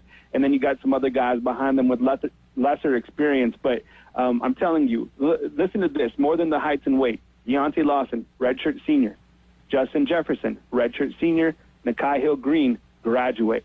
That is experience. That is snap counts at your most important position, the inside backer. Yeah, and how do you have an inside linebacker if you're running a 4-2-5? Yeah, that's kind of the they're both inside and there's no outside. It's called the swarm defense. So under Kane Womack, that is, and look, Kane Womack came in here. I know we were talking about him earlier because, from South Alabama, but this guy restructured Alabama's defense. That takes some stones because, the last defensive coordinator was Coach Saban. Yep. So he's got pressure on him. He's got to stop that run because teams wanted to run up the middle on Alabama. And if I'm playing Alabama this year, I'm not trying to pass on them. I am trying to run right at the middle, just as other. No, you want to run around those big linemen. If you're fast enough to get around them or through them somehow. Yeah, and that's where it goes to the next point that I wanted to bring up. Now, I know we've talked a lot about the defensive line. I know we've talked about the linebackers, but and see, like I know what we've got in the back end, but Jeff doesn't. And so I want you to tell him not only the size, I want you to tell him the ages and the snaps of our DBs that we got coming back this year, because this group is special. 100%. I mean, if you're an Alabama fan and you're really dialed in, you're most confident about Alabama's secondary. So you start with the corners, right? Damani Jackson, you remember him as a transfer in from USC. He was a former 5-star. He transferred, so he's not necessarily a Kalen DeBoer transfer. He transferred when Saban was still here. But anyways, he's a second-year player, and Damani Jackson is the absolute man. I mean, he played big last year at the corner position, started every single game for Alabama, one of the faster players on the team. Next to him at the other corner spot, you got Xavier Brown, who started every single game last year as a freshman. So he's coming back as well. Throw in true freshman Dejon Lee. Now, Dejon Lee, all these guys, by the way, are from California. That I mentioned so far. Damani, Zabian, Dejon Lee, and Chuck McDonald. They got 4 guys from California. They call them the Cali Corners. Dejon Lee is 6'4", 6'5", 200 pounds. Look, he might win one of the starting corner spots, maybe over Zabian Brown. He is that good. So your corners are really good. In that 4-2-5, you have a Husky, right? Kind of the nickel, depending on what you're doing. Deshaun Jones, who's a transfer from Wake Forest. He's a redshirt senior. Remember Drake Kirkpatrick? Yes. Remember? Well, he's got a son. You want to feel old. His son is now a sophomore at Bama. Drake Kirkpatrick Jr. Yes, and he's a different player. He's more of a thumper, but plays very violent. And then Cam Calhoun, who transferred in from Utah, who people are really excited about. And then at the safety, you have, remember Bray Hubbard, a fan favorite, came in, played big. And then Keon Sabb comes back as well. And don't forget about Zay Minty. So there's the 2 deep on Alabama's defense. I mean, you lose one guy, come on, it's a gauntlet of a season. If you really want to win the title, you have to win, 16, 17 games. It's an NFL-type season. the two deep on defense, one of the starters goes out, you have somebody right behind them that can definitely play right away. The two deep is not a problem on defense. On the offensive line, probably I have some questions, but not on defense at all. Well, you have a DB go down. You just change to a 4-3-4. I'm just saying. Hey, you want to feel old, Kyle? Listen to this. Yeah. E.J. Warner is Kurt Warner's son. He is a starter at Fresno State. Oh, my God. Yeah, these guys, they're having kids and they're playing. It's crazy. Yeah, Dre Kirkpatrick's son, I remember whenever they were recruiting him, and I was just like, oh, my gosh. What in the world? Because, he went on and had a pretty good career. I mean, he played several years in the NFL. I mean, the Saab is the one that came from Michigan, right?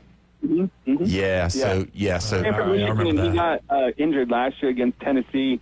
And then you had Bray Hubbard step in, and Bray Hubbard, he's just a country boy who plays at a very high level. And when he's in, the defense plays better.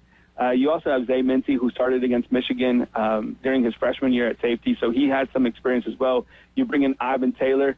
I think the son of, who's his dad? Ike Taylor, right? Yeah. Played in the league as well. That's his son. So, we're getting older. Yeah, Ike Taylor played for the Giants. Yeah, there you go. He was a wide receiver for the Giants. He was awesome back a long time ago. But we're so old here, though. Well, me and you aren't, but he is. Jeff's pretty old. So, well, let me think about that. So back to the schedule.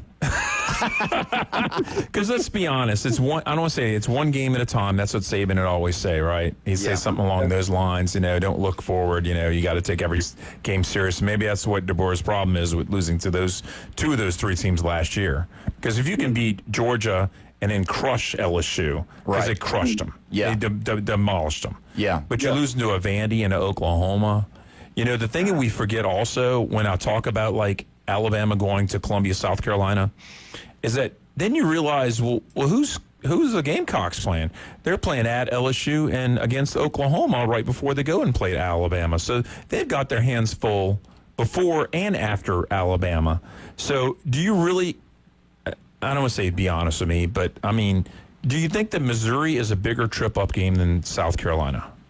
No, absolutely not. I mean, South Carolina on the road is going to be absolutely challenging. I mean, I think that, you look to their head football coach, Shane Beamer. I mean, he's hungry, he's young. And one of the things that a lot of these teams that I've been seeing, out there in social media and just really press conferences and stuff is a lot of these coaches now feel that they can play with Alabama. They did. I didn't see that same ideology under Coach Saban. I always kind of saw them as kind of on a pedestal. But now, you have Diego Pavia talking. You have Tommy Castellanos. He's talking. Yep. You had Shane Beamer say, look, we knew that we were going to have opportunities against Alabama. You had Brett Venables, after Oklahoma beat Alabama, say, look, we punched them in the mouth. So a lot of teams now in college football, in the top 25, feel because Saban's gone, that they can play with Alabama because Coach Kalen DeBoer is here. And that's just a fact. And, they have an opportunity in that opener to kind of set the tone. But until they start winning games and start putting people in place like they used to, there's always going to be that. Now, I have a question for you regarding LSU, because I started looking at schedules. That schedule on LSU, and I know J.D. Piquel of On3, who does a great job, he picked LSU to win the title. And I started looking at LSU's schedule. I know. I started looking at their schedule. I got Clemson, all right? You got Florida. You got Ole Miss. You got South Carolina, Vanderbilt, Texas A&M, Alabama, and Oklahoma. You play all the top quarterbacks in the country pretty much. Okay, look. Oklahoma at 18, we all know Oklahoma's not going to be sitting at 18 or any better than that at the end of the season. I guarantee you on that. I'll bet you on that.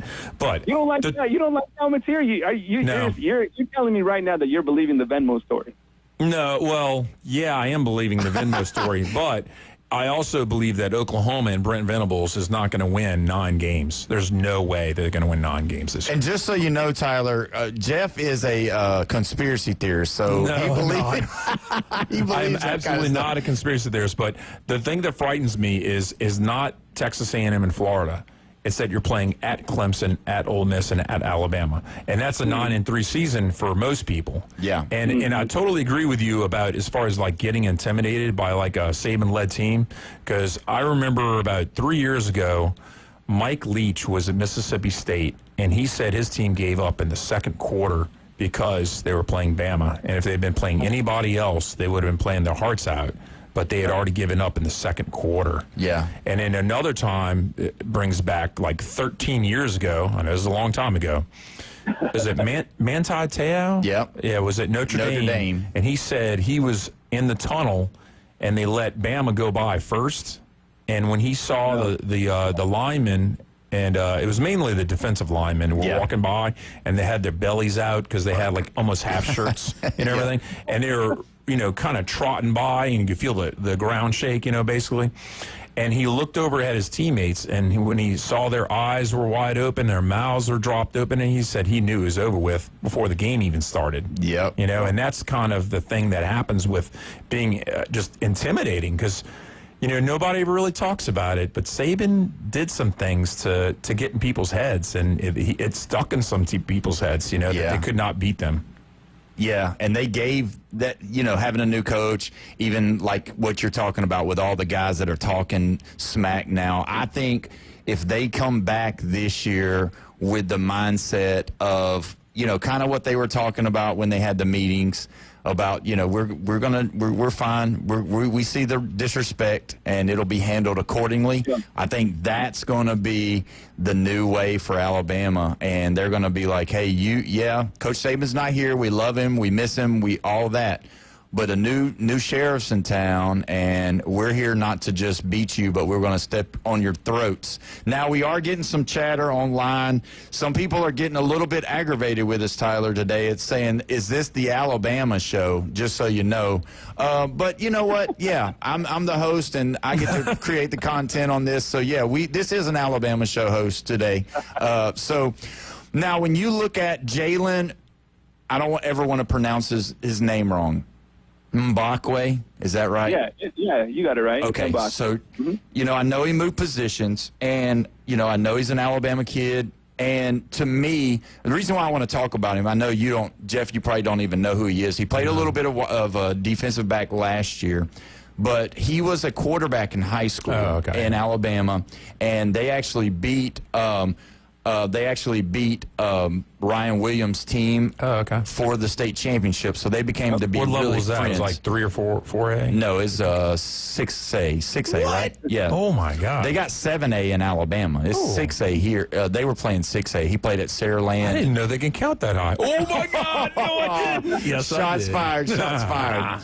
So him and Jalen Mbakwe became such good friends, and he was one of the real reasons why Ryan Williams came to Alabama, because Ryan Williams' dad had big-time ties to Auburn and played with Auburn. And so I always want to keep that kid in the forefront, because I know he, obviously he saw some time last year on the field, but I know he switched over to wide receiver.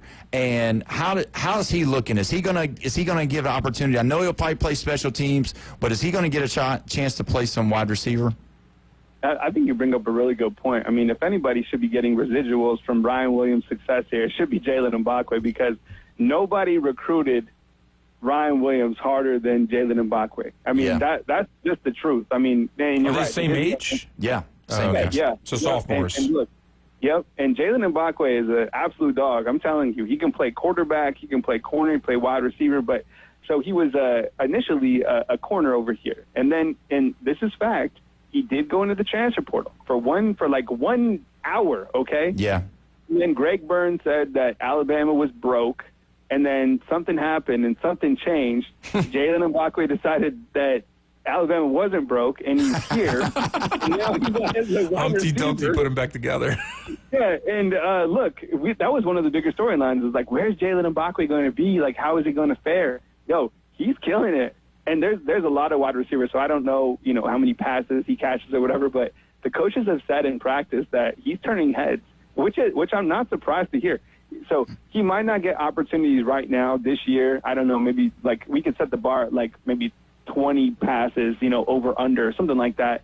and maybe some special teams, but Jalen Mbakwe is going to play, and he's ultra talented. That just shows you kind of the depth of Alabama's wide receivers.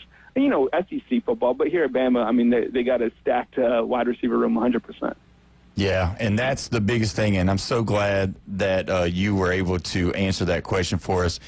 Kyle Henderson, everybody, from Bama Football on YouTube. Man, you've done a great job. We appreciate it, and we'd love to have you come back as the season gets closer, and even maybe, some weekly stuff or maybe every other week or something like that to give us some updates. We appreciate it. Thank you so much. And, Jeff, you want to say anything to Kyle real quick before we go? Well, I'm going to Tuscaloosa for the LSU-Alabama game, so I'll be in purple. I guarantee you that.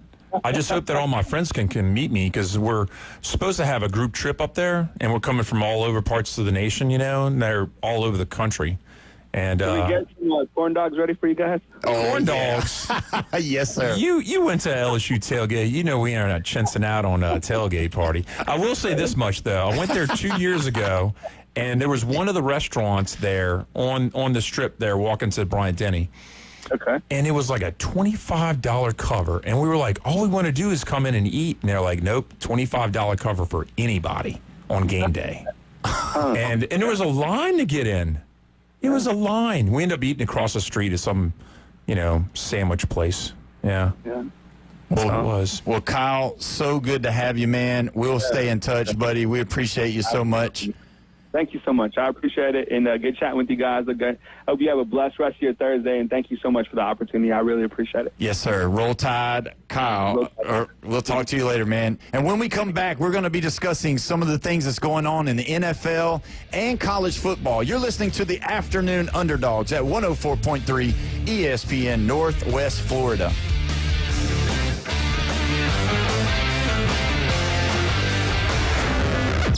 The Red 17 studio line is now open. 850-215-6290. ESPN Northwest Florida. It's the Coach James Hale Show. Thinking about the kicking game when you were talking about it, and the punter is this guy named Blake Dowd, and his transfer school is Colorado School of Mines. I got my master's from there, and you were so unbelievable. I know.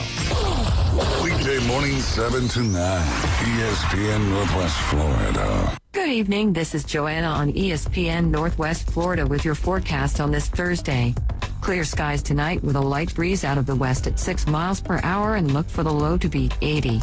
Tomorrow morning, there will be mostly sunshine with the temperature reaching 90. A chance of thunderstorms and sunshine in the afternoon and evening with the high of 90. This weather is sponsored by Mid-South Lumber, the best little lumber yard in Panama City. Thank you for listening to ESPN Northwest Florida. Rely on it. Saturday, August 16th. Come to the Sneak Peek Land Sale at the Ranches at Creekside Preserve and get your gorgeous 20 to 50 plus acre estate in desirable Baldwin County on sale from only $139.9. That's right, get 20 to 50 plus acres in Baldwin County from just $139.9 with excellent financing available. Ranches at Creekside Preserve features private large acreage tracts with beautiful woodlands, rolling meadows, and a peaceful creek, all surrounded by pristine natural beauty and abundant wildlife. It's your opportunity to live in Baldwin County, Alabama, one of the fastest growing coastal counties in the U.S. due to low taxes and a low cost of living. Don't miss out. Come to the Sneak Peek Land Sale at the Ranches at Creekside Preserve and get your gorgeous 20 to 50 plus acre estate in desirable Baldwin County on sale from only $139.9. Call 877-888-1415 or visit CreeksidePreserveAL.com. CreeksidePreserveAL.com. You found us inside the CBC Construction Studios. Hot takes, the latest trades, in-depth interviews. That is my reaction. We break it down for you right here. Very big springboard for the rest of my career. The Afternoon Underdogs. That's the problem right there. 104.3 ESPN Northwest Florida. And welcome back. You're listening to the Afternoon Underdogs with Paul Wilson here at 104.3 ESPN Northwest Florida. Don't forget to call in or text in the Red 7T's phone line, 850-215-6290. Been seeing a lot of people on Facebook calling or commenting about, is this the Alabama show? Well, it was for a little while. Well, and that's fine. We'll take your call even if you're a Michigan State Spartan fan. Yeah, we will. Oh man, you're trying to rouse them up. Or if you're an Ohio State fan, if you got something you want to say, I mean, obviously, what are they going to do? Just throw the ball to what's their big wide receiver up there? What's the guy's name? Who's that? Jeremiah Smith for Ohio State. Yeah, for Ohio that's State. Just their plan. I had somebody ask. You know what?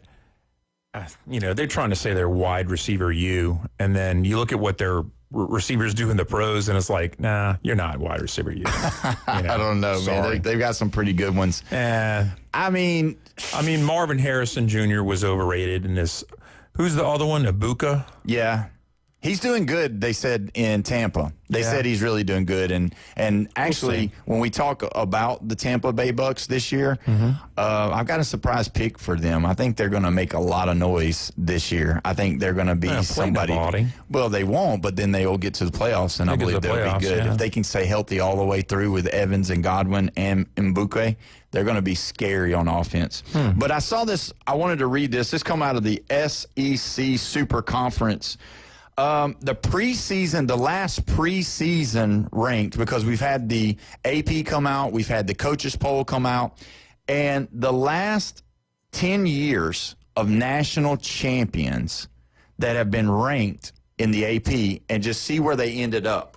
So we'll start back in 2015. All right, 2015, the national championship was won by the University of Alabama. They were ranked number 3 on the AP. 2016, Clemson won it. They were ranked number 2.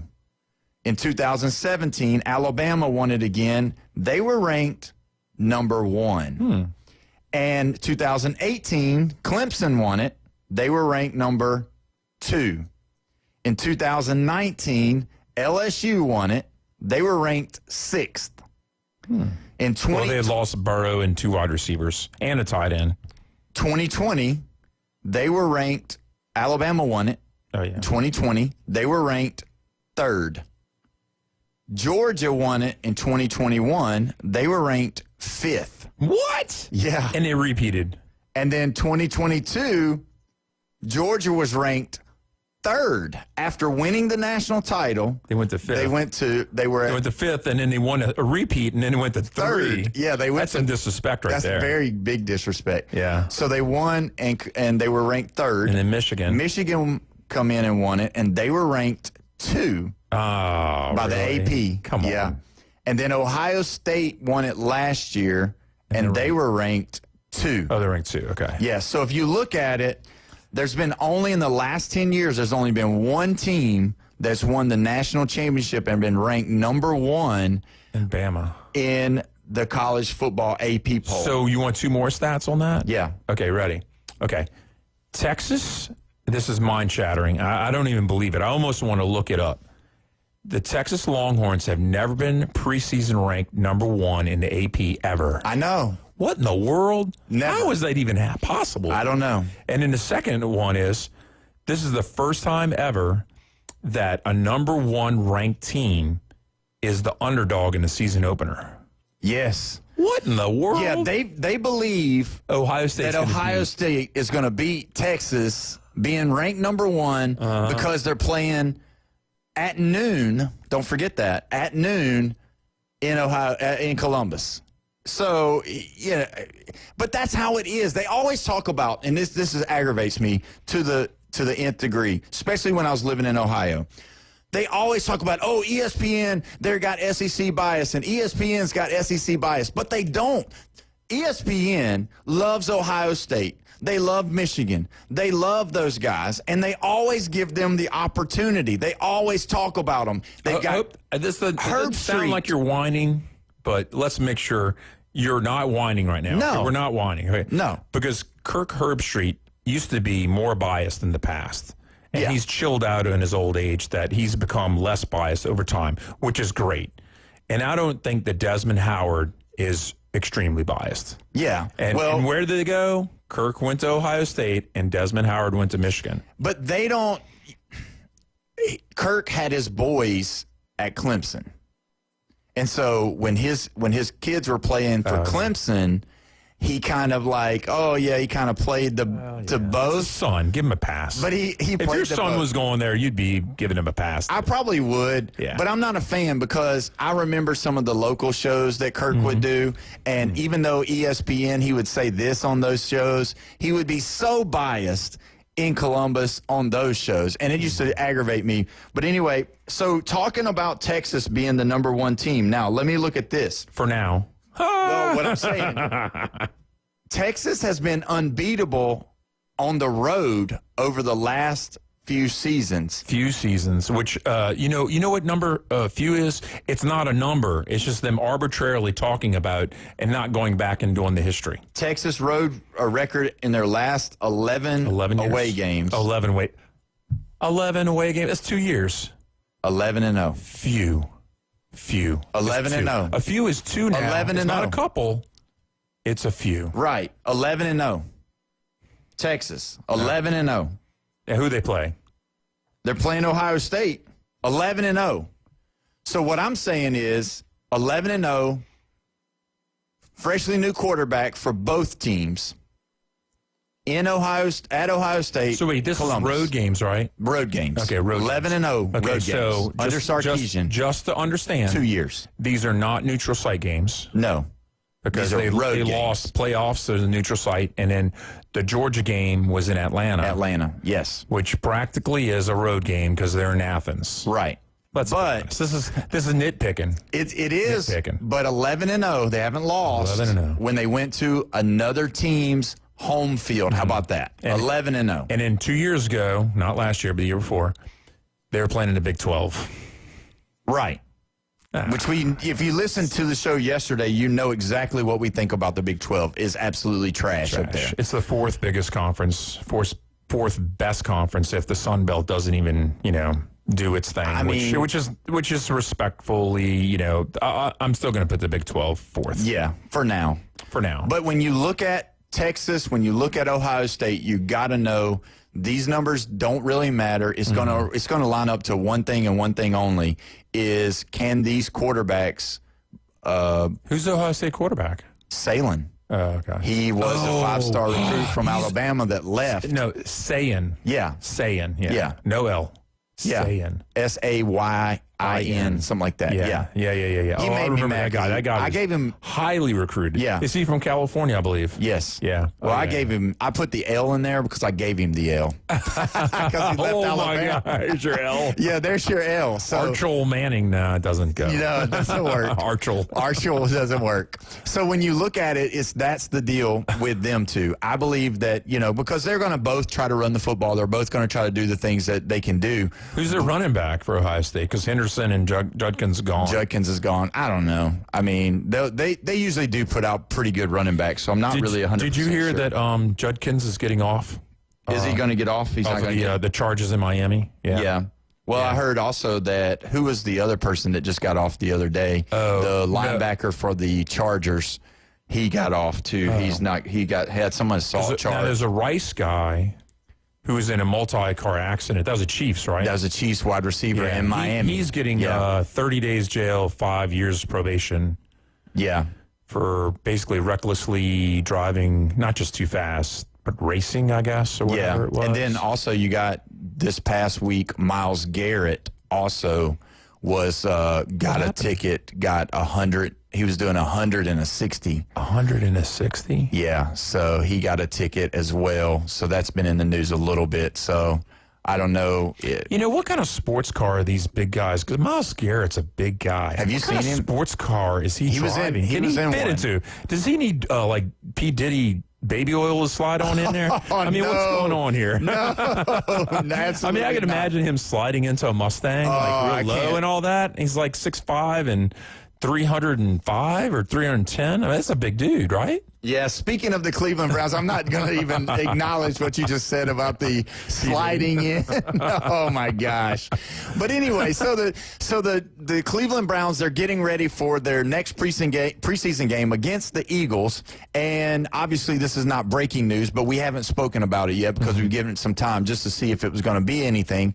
But he is injured, and it's his oblique. And now, what were you saying about oblique? A quarter of the people don't even know what an oblique is. So why don't you just go ahead and educate the people, so just in case they don't know. You have a six-pack of abs, and then there's the side muscles right here that are connectors, and that's your oblique. So when girls doing their aerobics and all that, and they're doing these twists and all that, it gets the obliques. And what people basically want to do is either do drugs, no, they do steroids to accentuate those abs, or they're doing a lot of twists and turns and doing these leg ups, knee ups, but they'll twist when they're doing the knee ups and the leg ups and all that.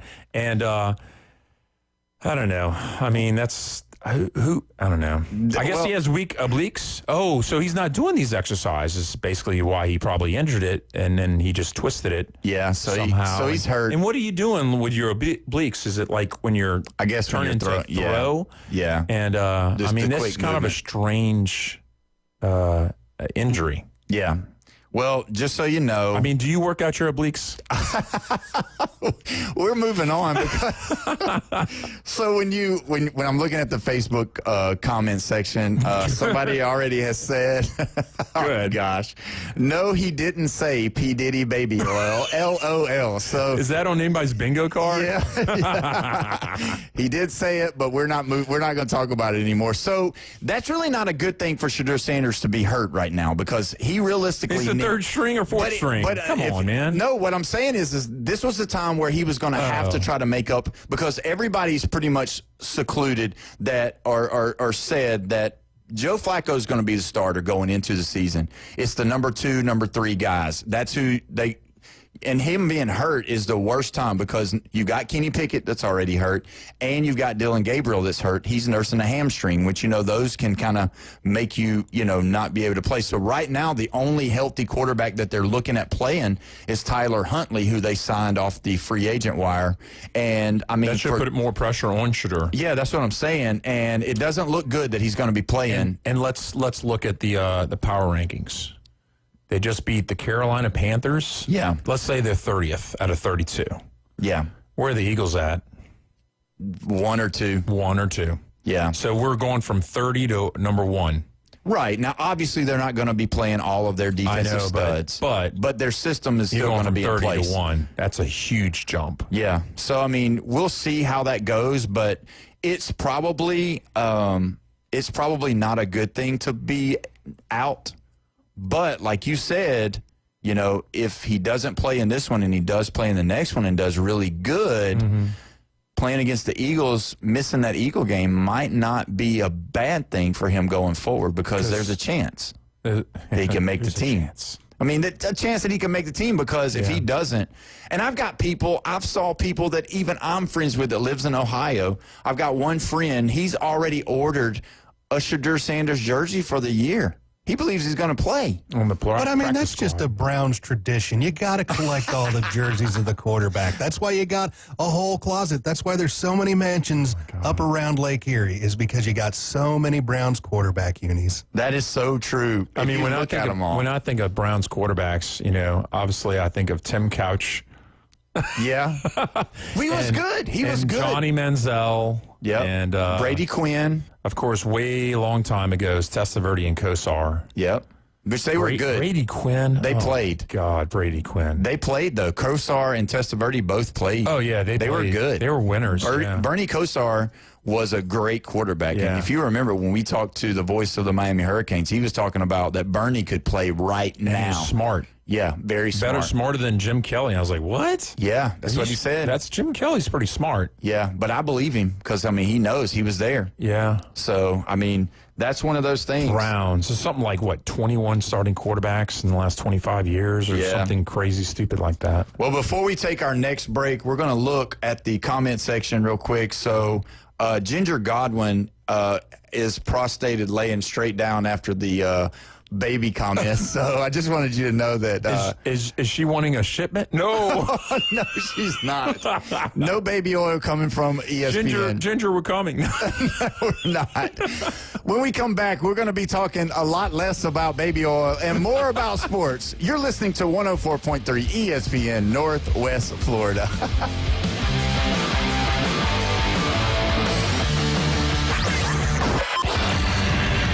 Call or text in now on the Red 7T studio line. 850-215-6290. You've read the headlines. You've seen the highlights. Highway robbery! But how about the unfiltered truth? Steroid era, you can like it, love it, hate it, whatever. It's a baseball. Since 2017, 104.3 ESPN Northwest Florida has been the undisputed leader for sports coverage on the Panhandle. If it matters in sports, it matters to us, and it matters to you. 104.3 ESPN Northwest Florida. Golf is a game that should be fun, but to have the most fun, you need to play your best.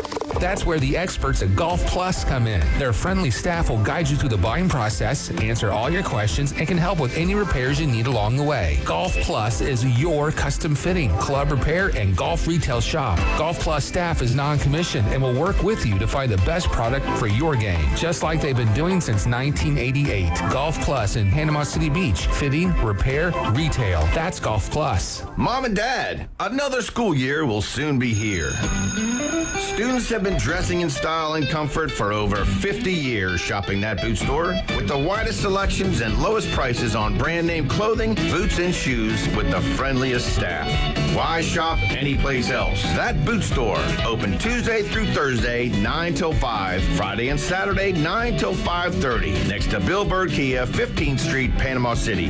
That boot store, where God is good all the time. Tired of boring merch and want your brand to stand out like the big names? Elevate your look with Red 7 Tees. They don't just print shirts, they create bold identities. They are a veteran-owned custom apparel shop providing the kind of detail that turns heads, using high-quality digital printing and embroidery to give you that unique style you love with no minimums or cookie-cutter designs. From small business to sports teams, if you've got a vision, they'll help you wear it proudly. Visit red7tees.com. If you build it, they will come.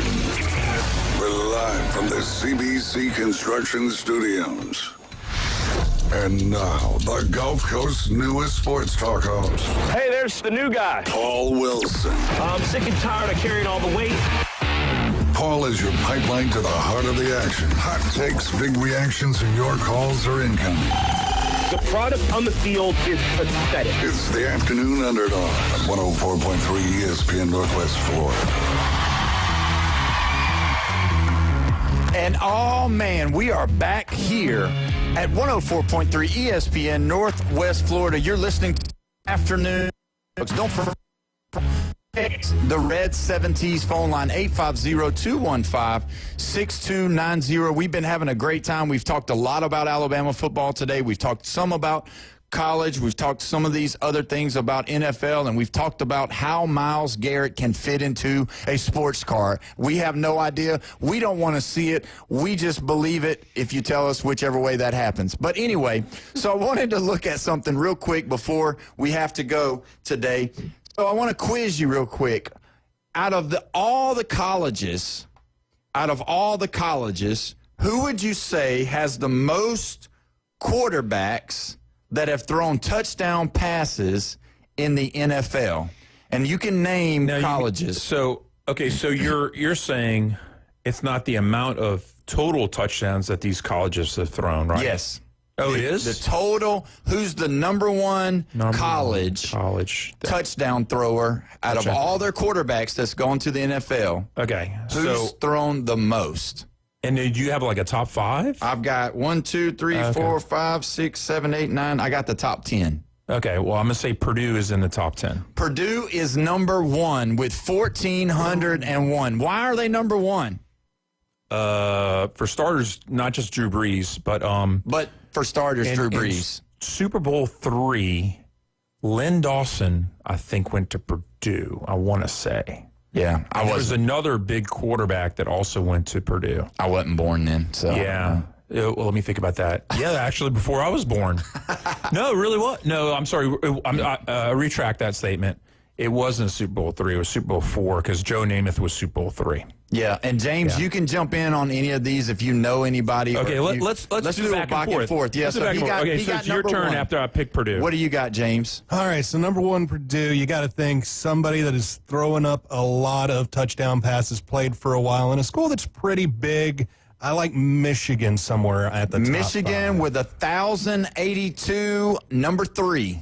Ooh, so we got number 1 and we've got number 3. I bet you're not going to get number 2, but go ahead. Notre Dame. Notre Dame is on the list, 848. They are number 6. 6, okay. So Notre Dame is number 6. What you got, James? Another one where you got to go with a lot of guys that have thrown a lot of touchdowns from a university. How about Oklahoma? Oklahoma is not on the list. What? They've had a lot of guys make it. Oklahoma Sooners did not make the list. All right. Crazy. All right, Jeff, you're up. I'm up? Okay, we're going to go UCLA. UCLA is not on the list. Troy Aikman? Not on the list. Wow. All right, James, you you're up. Troy Aikman did a lot of touchdowns at Oklahoma, too, before he went to that's UCLA. true. But when they talk about alumni, I hope they give their numbers to UCLA. Give me the University of Miami. Oh, yeah, for sure. University of Miami is not on the list. This is shocking. Not even the top 10? That's why I had this going, because I figured this would be a shock. Wow. That is crazy. I know it's not Navy, even though Staubach was pretty decent. Navy is not on the list. Oh, no, that's not my guess. I'm saying I know it's not. All right. It's not. All right. I hate to say Tennessee, so I'm going to go. Oh, shoot. Can't go with them either. USC. USC with 1,051. They are number 4. So we were missing number 2. Number 2. And number 7. 2, 5, 2, 7. No, I think we did 5, huh? No, we didn't do 5. No, we didn't do 5. Okay, We did so 6. 5, 7. Okay. All right, James, who you got? I'm going to stick in the SEC, but not a traditional SEC school. Give me Texas. Texas is not on the list. Man. Dang. This is kind of getting a little testy here. Bama. 762, Alabama. They're number 10. Number 10. Squeeze number it out. 10. They made it out. Yep. Good job on that one. All right, James. Let's stick again in the SEC. Give me Ole Miss. Ole Miss is not on the list. That's Eli and Archie. That's Eli and Archie. And yeah, but that's about it. Not on the list. Nope. I can't even think of anybody else really from Ole Miss. Nope. Wow, this is getting testy here. I know it's not Minnesota, so I'm going to go with can't be Oregon. You're about to Florida. Florida is not on the list. Dang. All right, James. Well, give me the Dan Marino fighting Pitt. Pitt is not on the list. And we didn't say Penn State, right? No, nobody said Penn State. Nope, Penn State is not on the list. Did we say Notre Dame yet?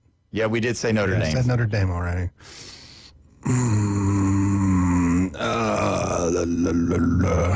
We got a Red 70s person that called in and said Ohio State.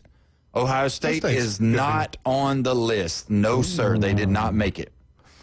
Trying to think of places that had guys that were quarterbacks that were great that you just don't think of as having like a great school type thing. Oh, like Maryland. Yeah, like Maryland. What about University of Louisville? They've had a couple of quarterbacks come in and out. Louisville is not on the list. Our Red 70s line, Lynn Haven Robb says BYU. BYU is not on the list. Wow. Christy Glenn Johnson said, I'm just here for the baby oil. Just so you know. I'm coming, baby. No. Wow. All right. Who else this is really kind of stumping us. I'm kind of surprised. Yep. I'm not going to say Syracuse, so I'm going to go with Boston College. Boston College is not on the list. Cal Berkeley. Cal. You got Aaron Rodgers. Yeah. 1,165. Cal is number 2. Wow, Cal's number 2? Cal is number Would 2. not have thought they'd have been that high up. Cal is number 2. Yes. Yep. All So right. I don't know. I guess we'll have to go with Stanford. Stanford. With 899, Stanford is number 5. 5. Yep. Wow, So you got surprised the they're that first, high. you got the top 6. So you've Yeah. got Purdue, Cal, Michigan, USC, Stanford, and Notre Dame. And then you got Alabama at the end. So you're missing 7, 8, and 9. So you got 3 left. 7, 8, and 9. How about Florida State? Florida State Seminoles is not on the list. Didn't think it would be. We're hurting now. We're Yeah, reaching you're for straws. Reaching now. You're reaching. We're not doing great. Oh, you know who just popped in my head that also played at Stanford? I thought about it is Jim Plunkett. Yeah, he was Forgot there. about him. Yep, he was there. Jim Plunkett, Andrew Luck was there. That's Luck still was a there. good one. Yep. Yeah, it's another good one. Louisiana Tech. Louisiana Tech Bradshaw. with Terry Bradshaw. And Cliff Kingsbury is not there. Cliff Kingsbury was. Wouldn't he go to Texas Tech? Yeah, he went to Texas Texas Tech. He went to Okay. Texas Tech. Yeah. Wrong Tech. So did Mahomes. So I'm going to go with Texas Tech. Texas Tech is not on the list. Texas A&M. Texas A&M is not on the list. Man, we're hurting now. One of you guys said a name earlier, and you didn't say that was the school you picked, but you did mention it. It was mentioned. It wasn't Lynn Dawson, because I thought Lynn Dawson went to Purdue. I'm not sure. It's hard to even think about. I mean, because that guy was throwing before I was born. He was winning before I was born. So one of our listeners said, is it LSU? And I say LSU is not on the list. I mean, our biggest guys are not just Burrow, but Tommy Hodson and Zach Mettenberg. Yeah. And there was like one other guy that made it to the pros, and that's about it. Yep. It can't be Georgia Tech. What about Georgia and Stetson Bennett? Georgia Stafford. is not on the list. I was going with Bennett because he doesn't throw touchdowns. Georgia's not on the list, so it's not Auburn. Jesus. So the last 3 are not in the SEC. The last 3 are not in So we're going to have to go Wisconsin then. Wisconsin. Wisconsin is not on the list. Nebraska? Nebraska is not on the list. They probably got the most rushing touchdowns with Tommy Frazier and Eric Crouch. It's not Northern Illinois with Kurt Warner. Northern Illinois is not on the list. Not Northern Illinois. Northern Iowa. Iowa. No. Nope, they're not on the list either. That's tough. Who do I like? Michigan State? Michigan State is not on the list. No. Nope, they're not on the list. Okay, I already said Boston College, right? Yeah. Yep. Okay, Army. Army is not on the list. No. Schools with quarterbacks. Washington Huskies. Washington at 807. Okay, they I are like it. number I like 8. it. Number 8. So you're looking for number 7. You know who that is? That's Warren Moon. You're looking for number 7, and you're looking for number 9. Number 7 has 836, and number 9 has 786. So really, you're gonna be really aggravated when you get number 7. When you get number 7, you're gonna be like, oh gosh, because you should have known this one. This one's a definite. You should have known it. You should have thought about these. I mean, it's not Baylor. Nah. It's not. Okay. It's not Oklahoma State because they don't have a lot of quarterbacks come out of Oklahoma State. Who you got? All right, here we go. Got 2 left. All right, 2 left. I'm going to go ahead and give them to you just because I know that you're going to go. One's going to kill us. I'm going to do the number 9. Number 9 was North Carolina State with 786 touchdowns. I think in the counting pros. with Russell Wilson, and also. But he went to Wisconsin second. Also, Phillip Rivers.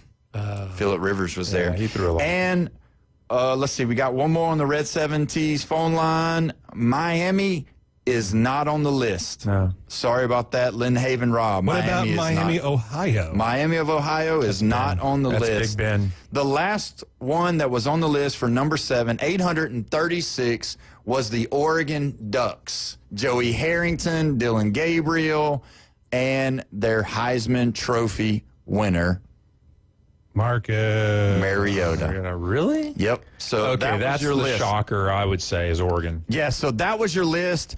You know, when you look at it, I was very surprised that Alabama was even on the list. Oh, and no, I would be Bart curious. Starr. I would be curious to see Namath. and Kenny even Stabler. Tua and Kenny Tua, Stabler, yeah. and Tua. Colt McCoy. And well, he went to Texas. No, he was Texas. Yeah. But if Yeah. you look at it, I don't know if the numbers, if they're giving Jalen to Oklahoma or did they give them to They Alabama? should give it to Oklahoma. And same thing with Russell Wilson. Yeah. Should go to Wisconsin. Yeah. But, there's no other Wisconsin quarterback I could even think of that made it to the pros that really threw a whole lot. Yep. So we They made running it. backs, crazy. Yeah. So we made it past Thursday. We will be back tomorrow here with the Afternoon I won't be Underdogs.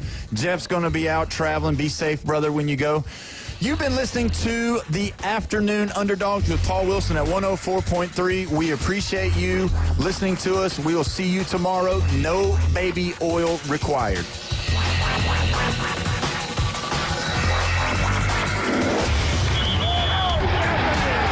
Keep the game going with ESPN Northwest Florida. Just because you get out of the car doesn't mean the Sports Talk and Live play-by-play have to end. Just say, hey, Alexa, open ESPN Northwest Florida. From Michigan Avenue to the Man Cave, from the car to the